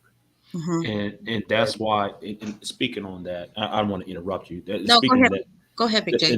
that's why, if you read the Torah and the Holy Bible, um, most of your figures, like the descendants of Christ himself, the Jewish bloodline only goes by what the woman, uh, goes by what the mother. You can trace the mother, Jesus's lineage, to the mother of David, or was it the wife of David, something like that. But to the house of David, and each of it kind of follows the family tree. It always follows the woman, and and and in Jewish tradition, even up to this day, they follow, because, like, I'm only adding on to what Topaz saying about, Mm-hmm. what he was talking about. Israel is the bride of God. It's the same concept. Uh, Mm-hmm. is following the woman's bloodline, not through a man's bloodline. Well, I mean, the reason why that is because the mitochondrial line goes all the way Right, back to the beginning. right. However, men's lines, they stop and then they start and then they stop and then they start. Yeah, just to piggyback off the two of you, so Big J, the matriarchal, bloodline that is written in the book of Luke, showing that the ascendancy of Jesus goes right back to the mother. And I believe that there were struggles between writers to control The the narrative. sexual energy of Yeah, right. of the men and the women, and to have the men, to be in a higher position. And then when it came to the to Luke, at the time of Luke, the psychology of that time was, no, we have to correct this, because when we read in the olden days, we only see one bloodline. It's always the son, father, son, father, son, father, son, father, son, father, son, father. Mm-hmm. And Mm-hmm. there is no where's the daughter? Where's the daughter mother? Daughter. You don't see that until the New Testament, and that's a testament to the progress of society and how they wanted to bring in a healthier um, system, and so they had to counter the patriarchy. So they inserted that a matrilineal line. They inserted that into to let you know, hey, Jesus had a mother too, right? He didn't just have a father, right? He had a mother too. So that bloodline plays a role in his divinity, and you said something too, pure butterfly spirit. I forgot what you said. There was something I wanted to piggyback on. Go ahead. The mitochondrial line goes all the way back to the beginning. Right. So that reminds me of Melchizedek, because Melchizedek bloodline went further than the bloodlines of the other men, which is the mitochondrial, because the mitochondrial is a longer bloodline than the Y-DNA bloodline. And Melchizedek, which I believe is a subtle reference to matriarchy, because look at the word Melchi, right? That start with the M, mother, Ama, right? All of those M's, that's like a reference to the feminine vibration, the feminine force. And his bloodline was no beginning, no end. That's a long, very lengthy bloodline. Having no beginning, no end, that's a mitochondrial DNA. Right. But do you think that? Well, you know what? You know what? I'm going ahead of myself. Let me ask you this. But do you think though, because I noticed that there was two different versions of the bloodline. Because yes, you were right what you said about in the book of Luke about going through Mary's, um, the bloodline through Mary on up. I also saw another bloodline in the book. I think that was in the, if I'm not mistaken, I think that was in the book of Matthew or in John. I think it was in Matthew, I believe, um, where they was talking about the father's um, bloodline too. And I'm not talking about God. I'm talking about Joseph's bloodline. Um, I saw that they were trying to justify that as part of the lineage. But, Right. There were many factions that were claiming um, a lineage to the kingly line, and it was a struggle, right? And it besides the fact that there was a struggle to reintroduce the matrilineal line, mm-hmm. there also was a struggle to see who could lay claim to the throne. And Joseph, I think he traced his to the Levites. One of them uh, traced that bloodline to the priests. I forget which one. It's been a while. I forgot. I didn't dwell deep in that subject a very long time, so I kind of no. I think that was in the book of John, not in Matthew. I think it was in the book of John. Yeah, Okay. Matthew, Luke, and John. Yeah, I think there was in the book of John where they talk about the fathers. But Matthew, Luke, and John has reiterations. It's like they're verifying each other. That's what those three books do. Right. That was basically what they're doing. There was three people that was there. That was their version of the events. Hmm. Um, so yeah, I think it's competing families. You know, mhm, different clans were competing for descendancy to the the throne. royal throne. Because if you could legitimately show that you were a direct descendant of this great patriarch in the holy book or in the holy scrolls, then you could lay claim to a lot of other things like wealth, Hmm. and even right now today, you have the royal family, and they get a pay. You know, they're paid the by England. I think it's England. Yeah. And Yeah, in turn, England has won all over the world, conquering and taking goods and wealth and bringing it back to to England. and that was it. And if you think back, because there's still a royal family in the Netherlands and I think in Norway or Canada. yeah. So I always understood that there was the wars between France and England primarily was about who has the right, and then they kind of traced it, and they kind of one king believed that the other king believed that they was not the son of or the descendant of King David, because it seemed like in Europe, and yes, we can include Ethiopia as well, because Ethiopia used to have that idea mindset. There was descendants of David himself.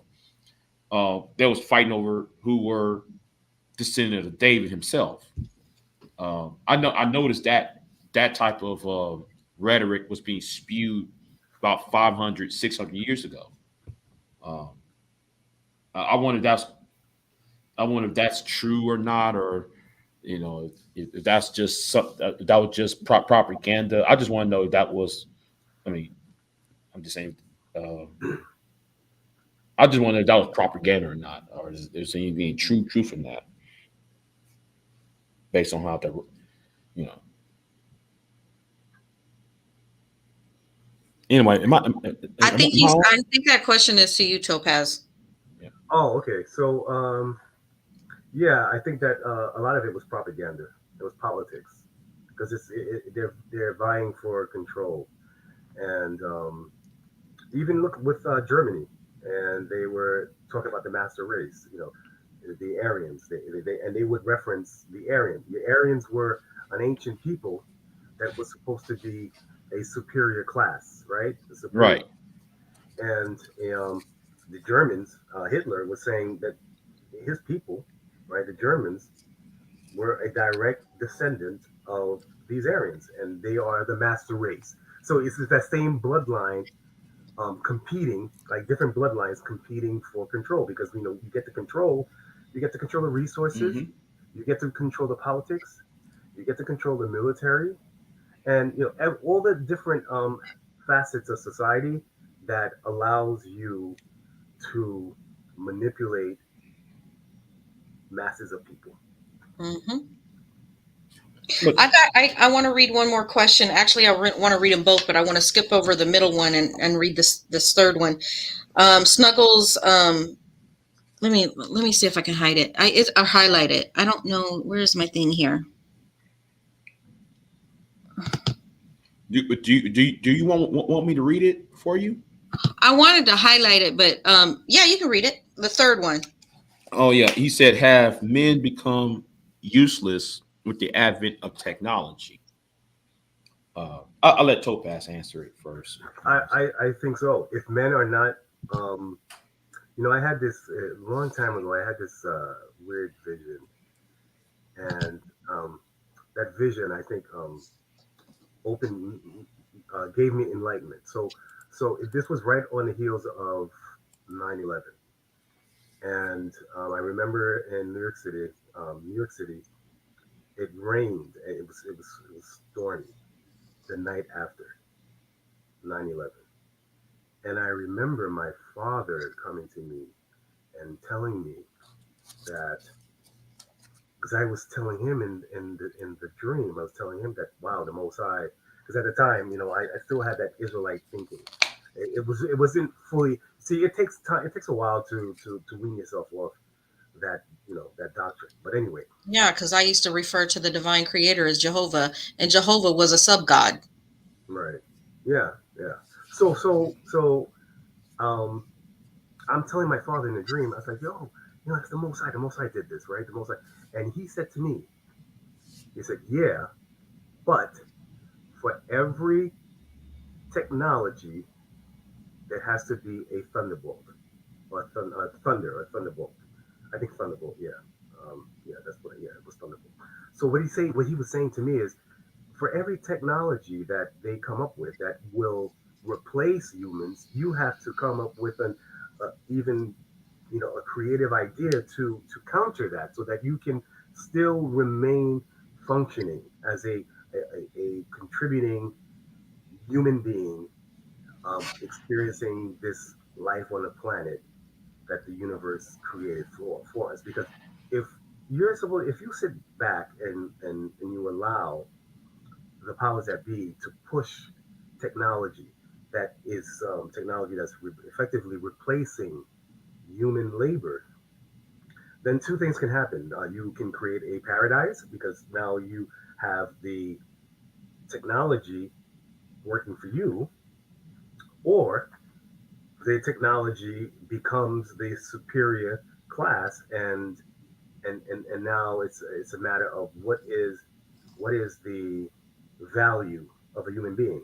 Right. And that's where you got movies like Total Recall, not Total Recall. What was the movie with oh God, what I wrote, Terminator and all these other movies where technology annihilates the human race. or something more like I Robot, where's more That one subtle. too. Yeah, Yeah. that was more subtle. Thou shall not kill, and then the idea of the robot killing, but he was trying to save. Well, that's another. But I kind of see. I think they only the way it'll work if if the if humanity were more equalized. I think it was if humanity was more equal across the board. On I think though there will be a lot more. Well, let me say it like this in a better way. In better, if humanity was more enlightenment, at its highest point, I think technology would not be a danger to to us. But if we still having battles of the have and have nots, I think technology will be the the uh, the eradicator, the annihilator of humanity.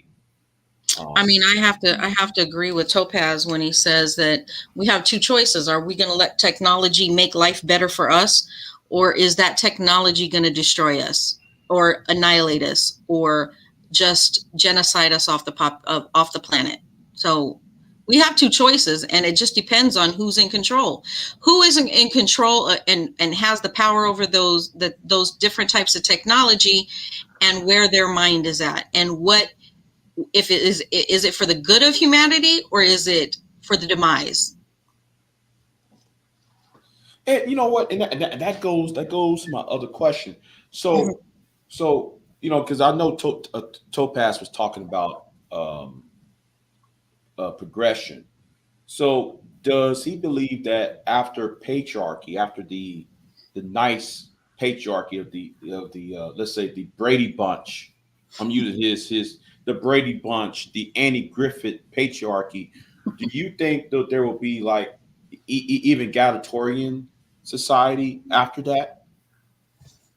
Um, an egalitarian society. Yeah, yeah. Even got So that's what I this cannot slide. pronounce the word, but yeah, that's what I'm talking about. Yeah.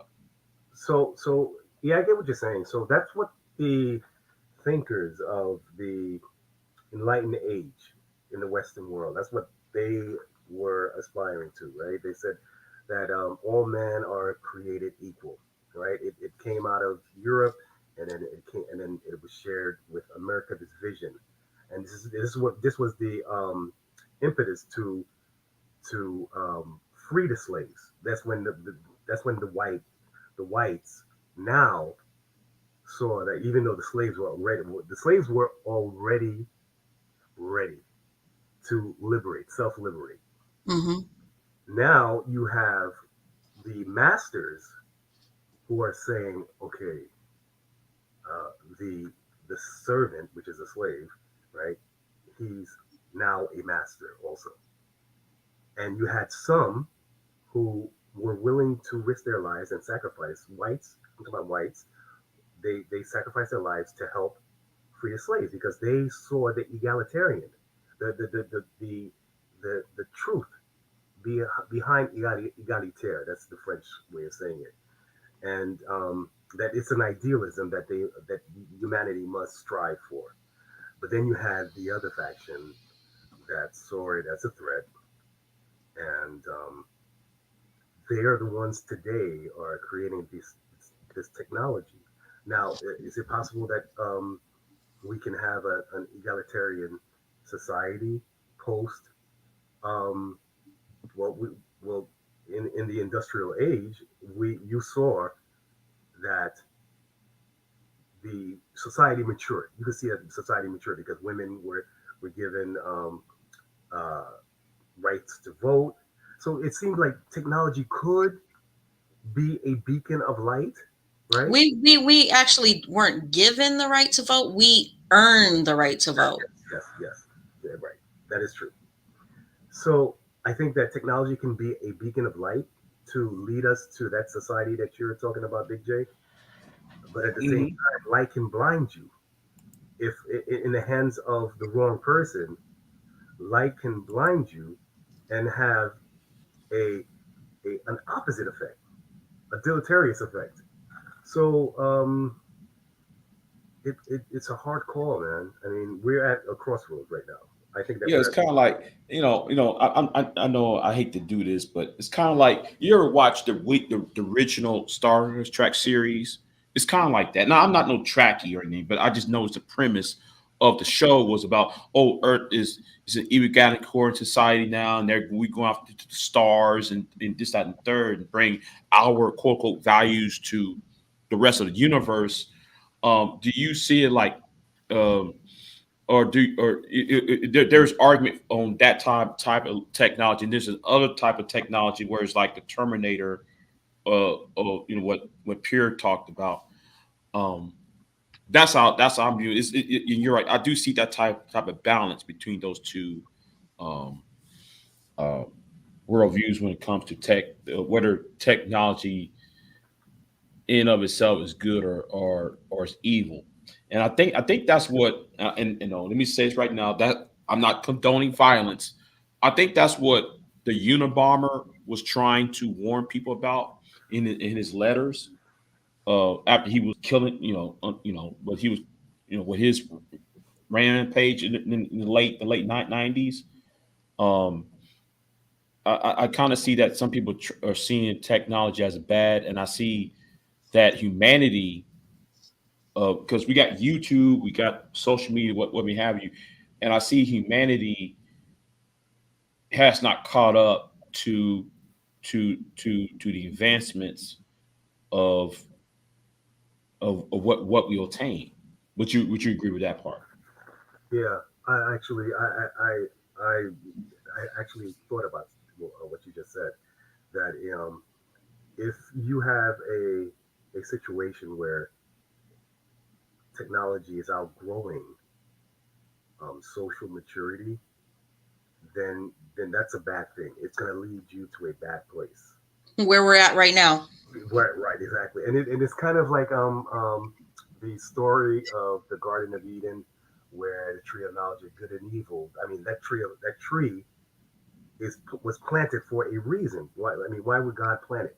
So the question is, um, why were Adam and Eve condemned for eating it? And I am of the belief that they had not reached a maturity, just like technology. Technology outpaced the maturity of society, which is where we are today. And I think that that's what happened in the Garden of Eden.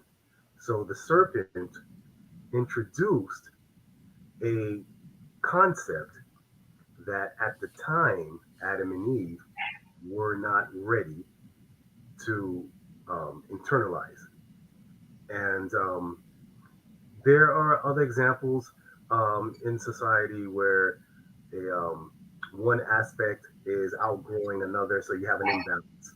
So you always want a balance. You always want like they're supposed to move in tandem, right? They're Right. supposed to be moving in tandem with technology. Our social Right. values, our Right. social Kind of like two most common like the two wet weapons we can use like gunpowder. Well, gunpowder came from what? bat guano, right?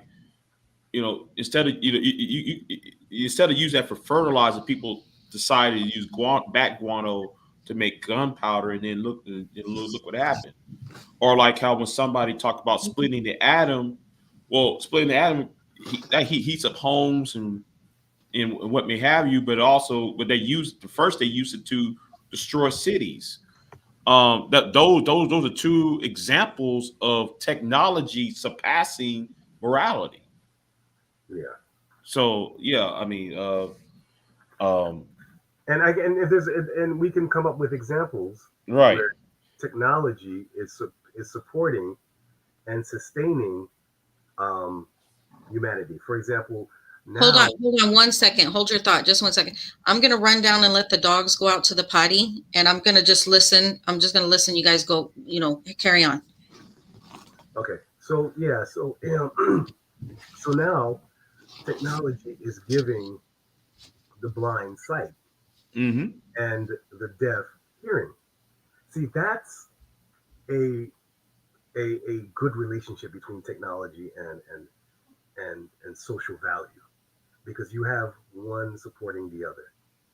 But like you said, fertilizer, which is supposed to support social growth, instead was converted into gunpowder that they could use to kill one another. So we lose maturity. We lose the pace of growth between the two. Instead of them paralleling each other, then you get this lopsided growth where one is outgrowing the other, and then you get this imbalance, and then you see the dysfunction in society where now fertilizer is converted into gunpowder used to for mankind to kill each other. You know, I gotta run to the bathroom. I'll be right back. Okay. Well, I'll wait for y'all two to come back, but I'll expound for a minute. Yeah.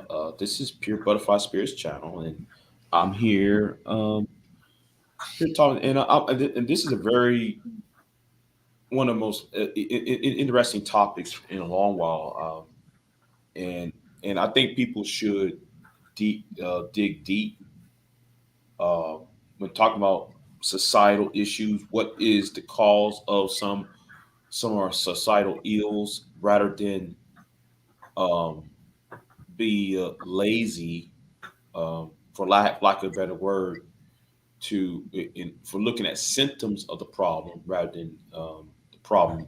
I think people are focused on the fever rather than the virus that starts the fever. Um, in the world, the world's more complicated than saying the mama, the babies, and the kids, and you know, uh, why is there gangs? Why is the black community in this way? Why is the white community here? Why is there's poor, rich, and I think people really need to be um, really need to be more intuitive in what's really going on, rather than quickly um, jumping on bandwagons that's preach rhetoric that is not helpful to humankind. Um, I said this the other day. I said this last night or early this morning, rather. I said um, that our technology, the more we get technology, I notice with social media, the dumber the people are, and that's what I noticed. Um, and I said that on my channel, which think it was called Untitled, I believe, um, or what's it called? I'm gonna make a video series. One of those two live streams. I said something to the fact of how people are, well, all this knowledge that the internet, that the laptop, the smartphone give us, we go to our primal fears, um, and I see it. I see it. I see it as a sad state because we're going to our primal fears are primal um, instincts rather than graduating to graduate out of our primal or tribal um, condition. And social media does broadcast our primal uh, fears, our cardinal needs, um, our it broadcasts our the seven deadly sins rather than the great virtues that should be encouraged. So that's how I view social media. That's how I view technology in its current form. So um, well, I'm waiting for Pure Butterfly and Topaz to come back. So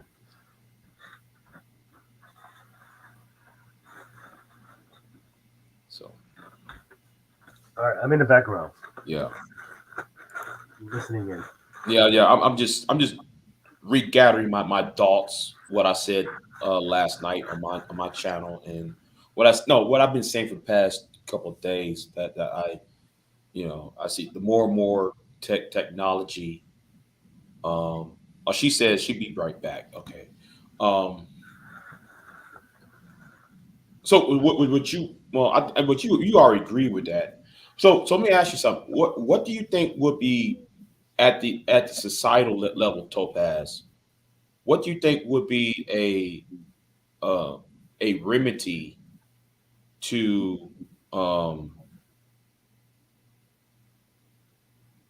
to a lot of these angry men in these men's groups? What would be the remedy to these groups that have these issues with women or issues with their own mothers or what may have you? So I think with these men, if you cannot convince them with reason, Hmm. then you have to let uh, natural selection run its course.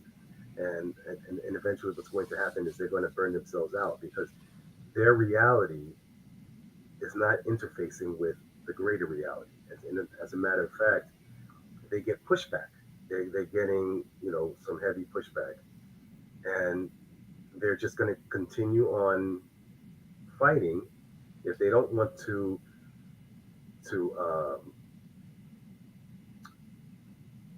defer to if they don't want to defer to reason. If you can't deal with them according to logic and reason, then you just have to let them just run their course because of it. They're going to burn themselves out because they won't be able to interface with society because society is at a place where we're not trying to hear that anymore. That's an All old right. it's an old system, and it's served its purpose, and that's it. You know we've marched on, and if they can't keep up, then they have to fall by the wayside. That's how Right. I Right.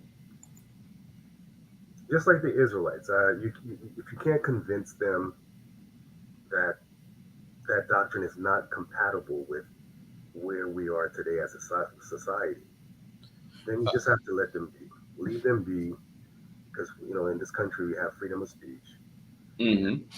freedom of association. So you let them be, and they burn these groups usually burn themselves out because there's no system, social, political, economic, mainstream religion. There are no systems for them to interface. They're trying to interface with the systems by proselytizing and attempting to sway people's opinions to their side because it's all about numbers. If you got the numbers on your side, then you have a matrix. You have a genuine matrix, and the universe recognizes that. Just like the universe recognized that the matrix of the 18th century was slavery, and the universe allowed it to play itself out for a while because that was the thinking of the masses at the time. Hmm. So the masses right now isn't feeling what the manosphere is promoting. The masses are behind with full support of LGBTQ, feminists. Hmm. So it's not a matter of if you think they're right or wrong. It's a matter of who can impose their system, and it's usually the ones with the biggest numbers. I mean, that's just the reality of it.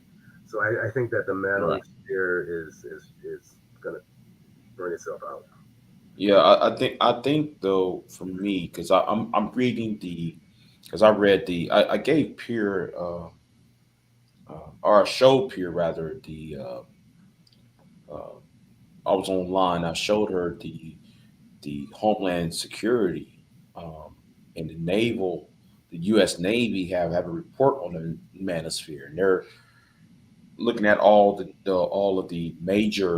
um, the major players within it, and showing the dangers that this ideology of all of the manosphere, men's rights, MGTOW, Red Pill, the PUA, what may have you, are proposing a danger in society because it's encouraging men, or encouraging men who are in a weakened position to lash out at what they seem as a threat, and that's the woman. Um, and because that lashing out is let's just say it's becoming an imperative to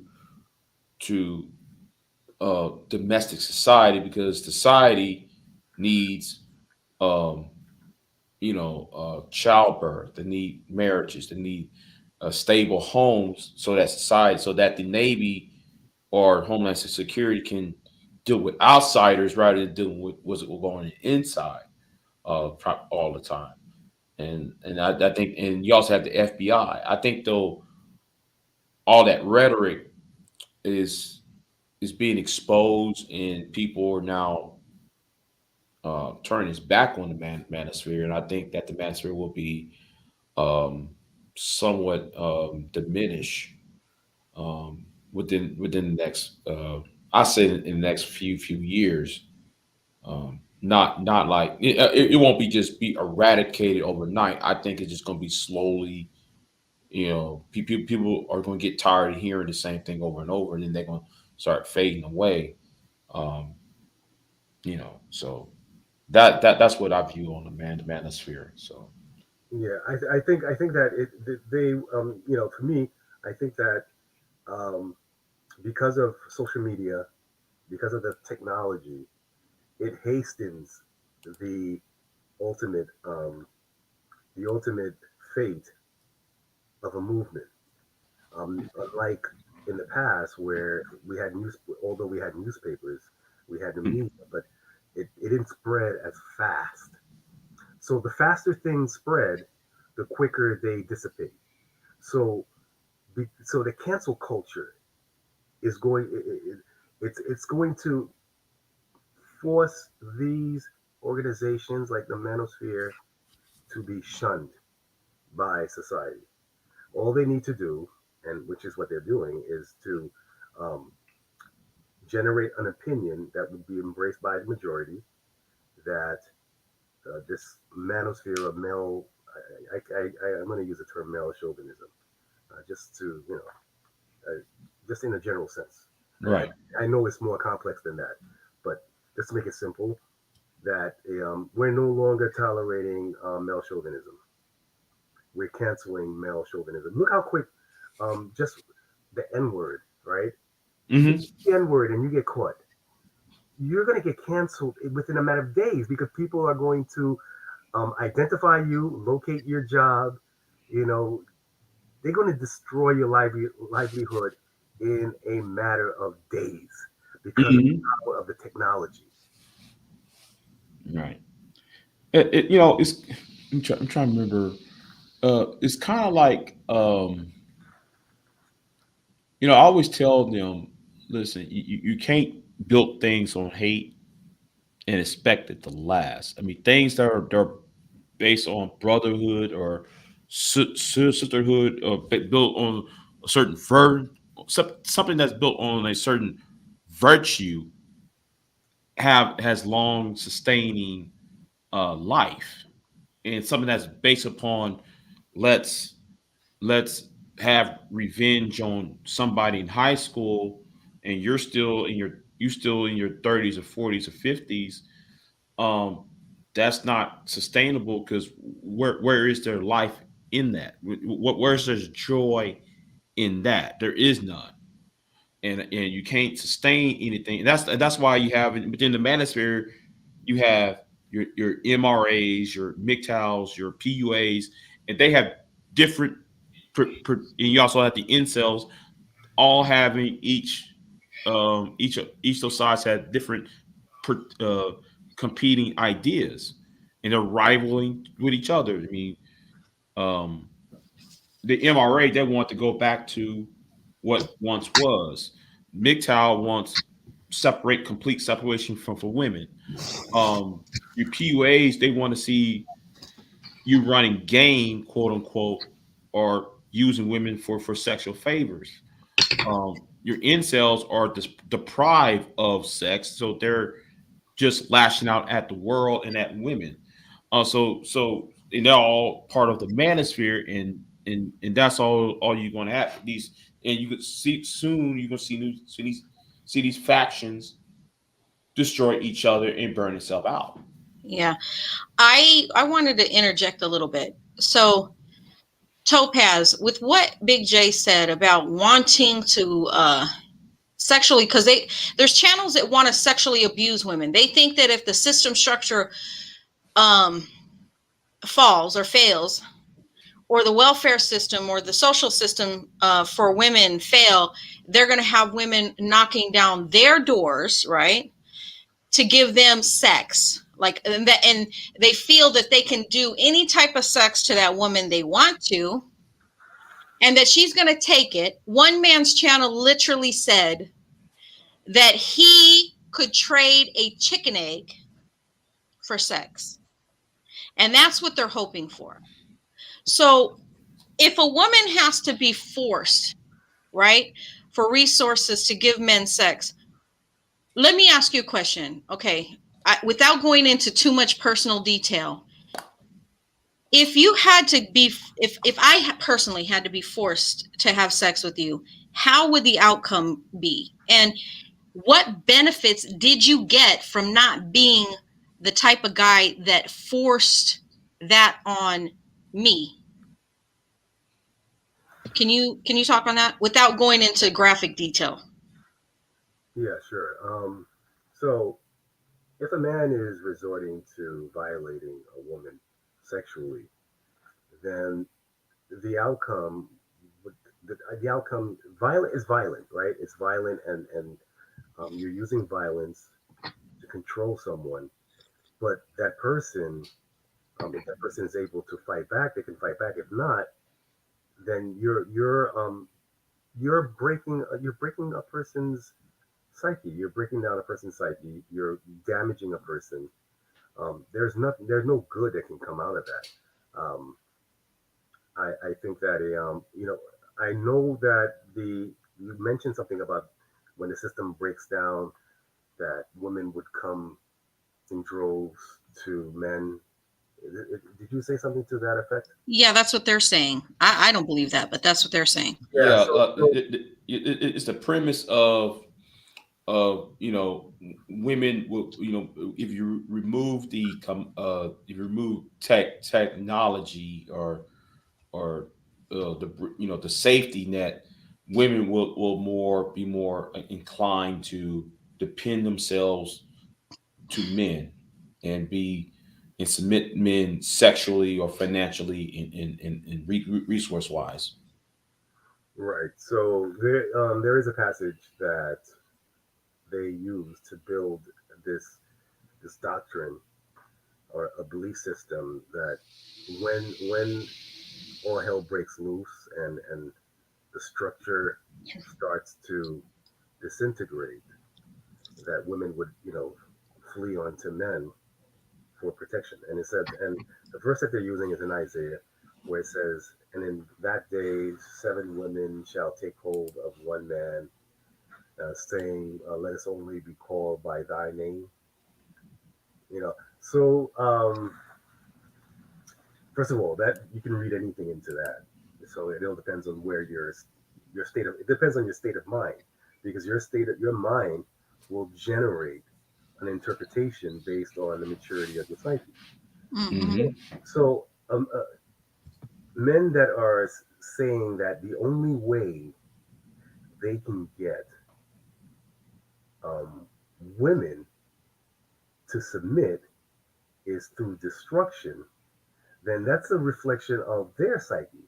That they are literally upholding destruction. They want destruction because they cannot compete, right?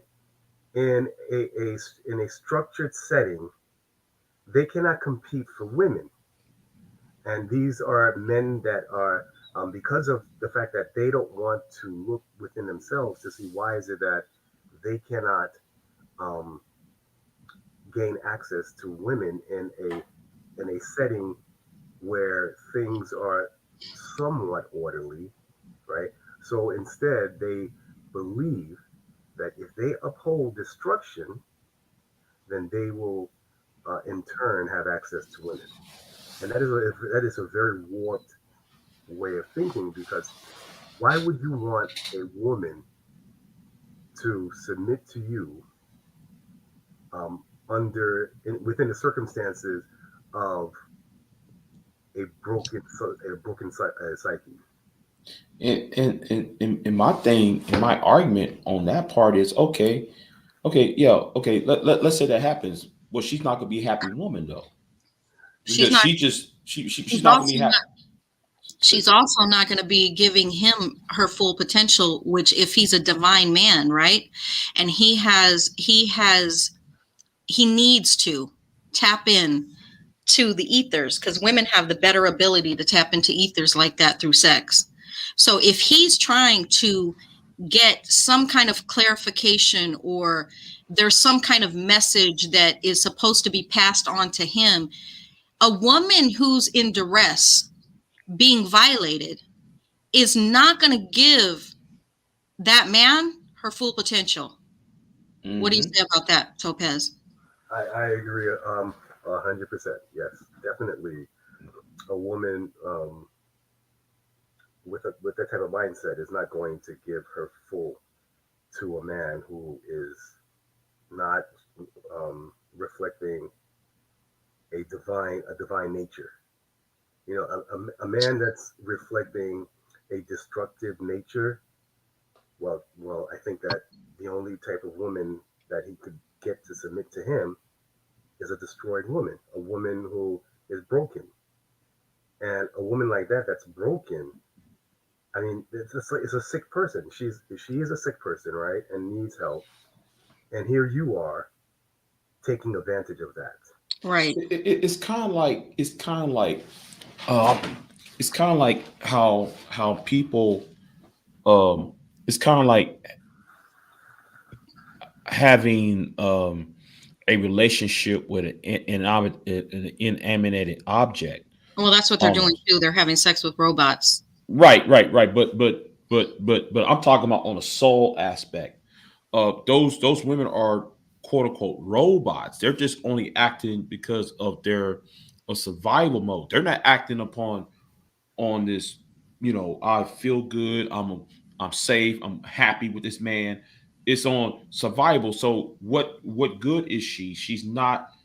Um, she's only acting to survive on. So therefore, she I be mean, women are already doing that. Women are on social media, twerking and spreading it wide open and doing all kinds of stuff because for one, they need to eat. They're feeding their kids or whatever. And there's a lot of men that they're not married. They're not marrying. They're not creating households and families. They're not creating a good structure. So we're already in disorder. We're already in chaos. So we can only get better from here, is my opinion, because women are already in duress. Women are not fulfilling their potential right now. How much more does it need to go down this sinkhole for these men to understand when is it going to be time for them to build themselves up? Stop doing what they're doing, have recognition about what they're doing, and then start building themselves up so that they can actually get a woman who is also building herself up, and that they can create a better life, a better world. I don't understand why they don't. There's never the thought process of building something better, being better. I know. I mean, I'm not a man. I'd like to get some perspective on that. Why is there no thought process of building better, being better? I mean, let me try and wean this, and I'm gonna get going here. So, I'll put it like this. I think some of us are looking at it as time. We look at, I'm trying to say, we're looking at it from a cost benefit side of things, and we're looking at it from time. Time is money, and I don't know how best I can tell you, Pierre. That's it's more of a is more stress on the time issue and the resources, and that's the best I can tell you right now, Pierre. So I don't know. I would like to hear Topaz's opinion before I leave, though. Okay. Yeah, I think that's a hard question.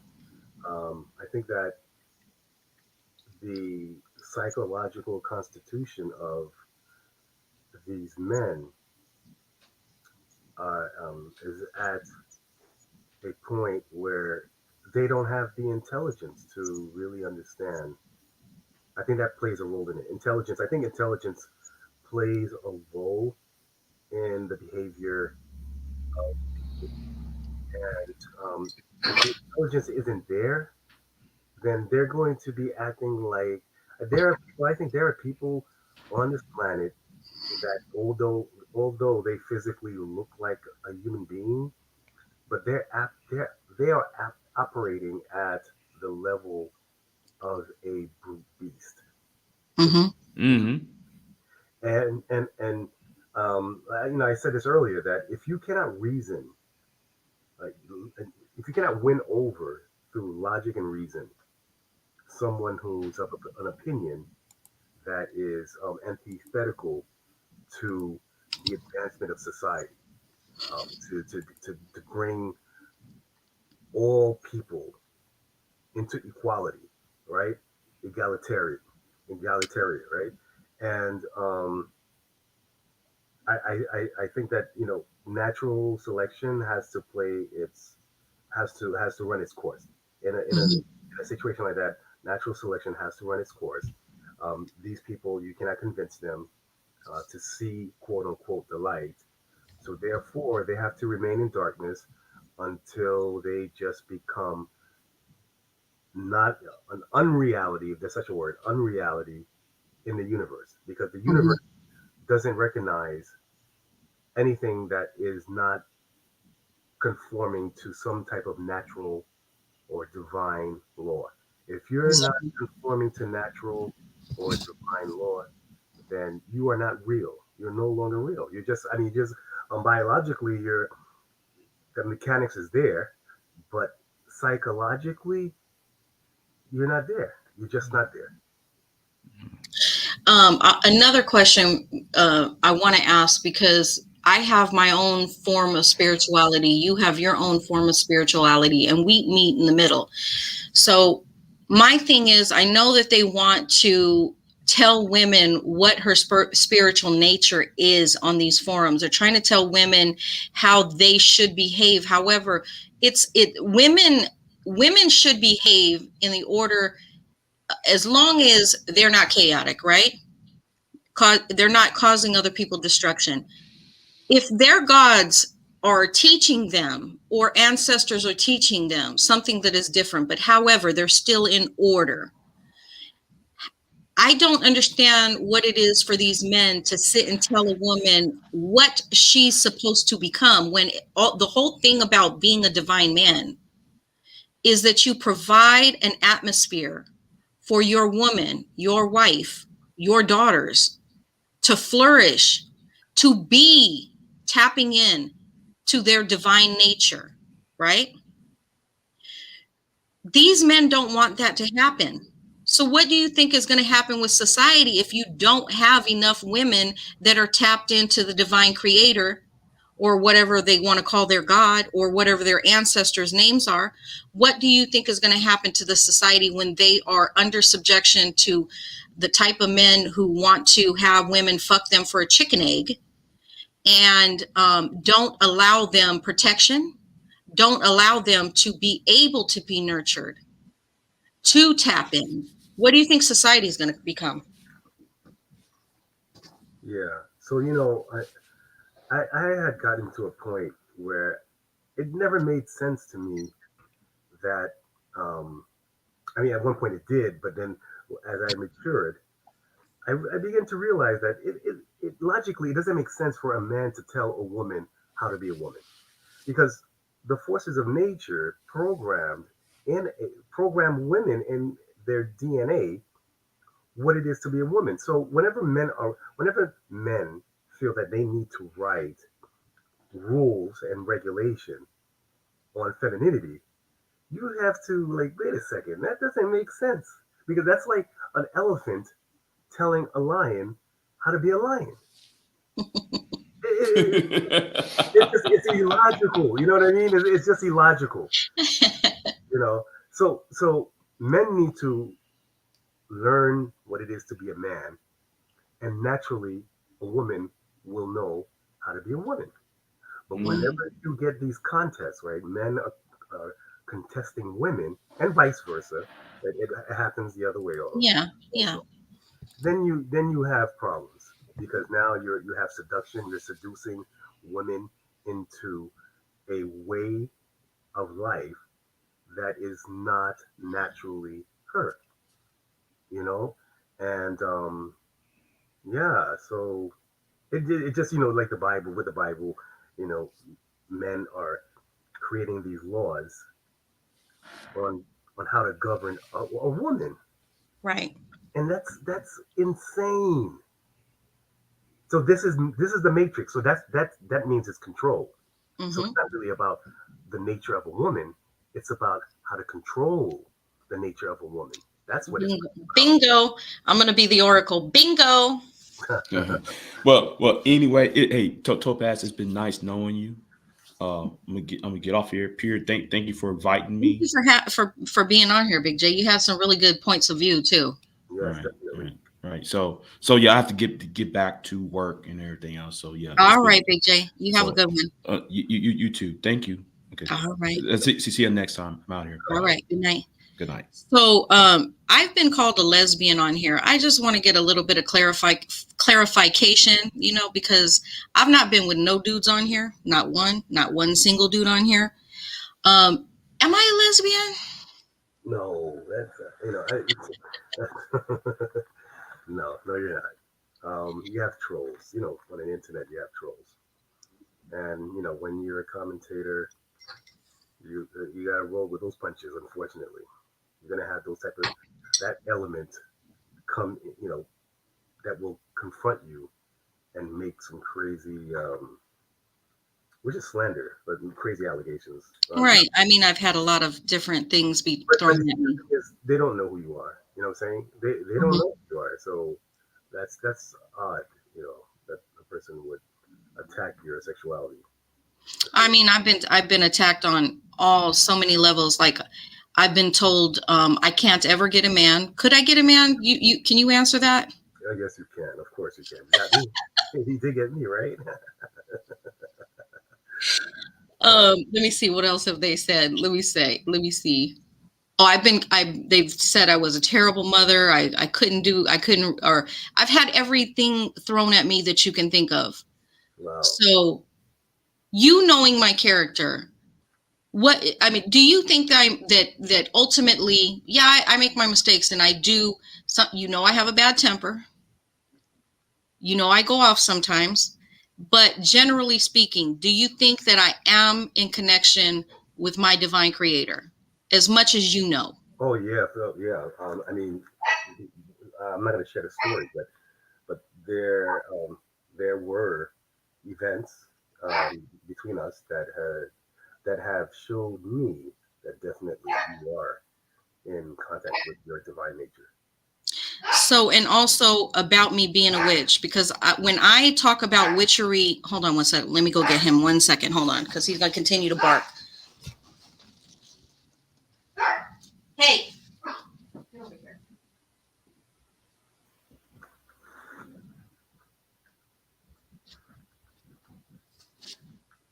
So when I refer back to books about witchery, because I don't really like to tell people what I do know, right? I don't tell people what I naturally, instinctively know. Can you verify that I ultimately do know what I'm talking about? Yes, you do. I would say that you have intuitive information and you have information acquired through research, study, and reading. Mm-hmm. I have to eat a snack. Well, I was just going to tell you that I'm about to end this anyways. I wanted to get a clarification, because you're a figment of everybody's imagination that doesn't exist. And that I somehow just said all those things. The last thing, do you think that I am an untruthful person? No, Or do you? you're an honest person. You're Okay. a very honest person. So I don't get on here lying. I would say sometimes it's to your hurt. It's to my what?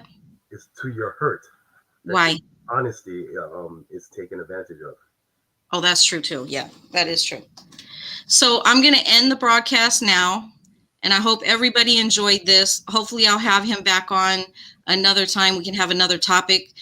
He's very knowledgeable about everything in the universe. I'm not going to lie to you. No, very. I don't know. You're setting me up. I know. You're setting me up for fall. No, I'm not.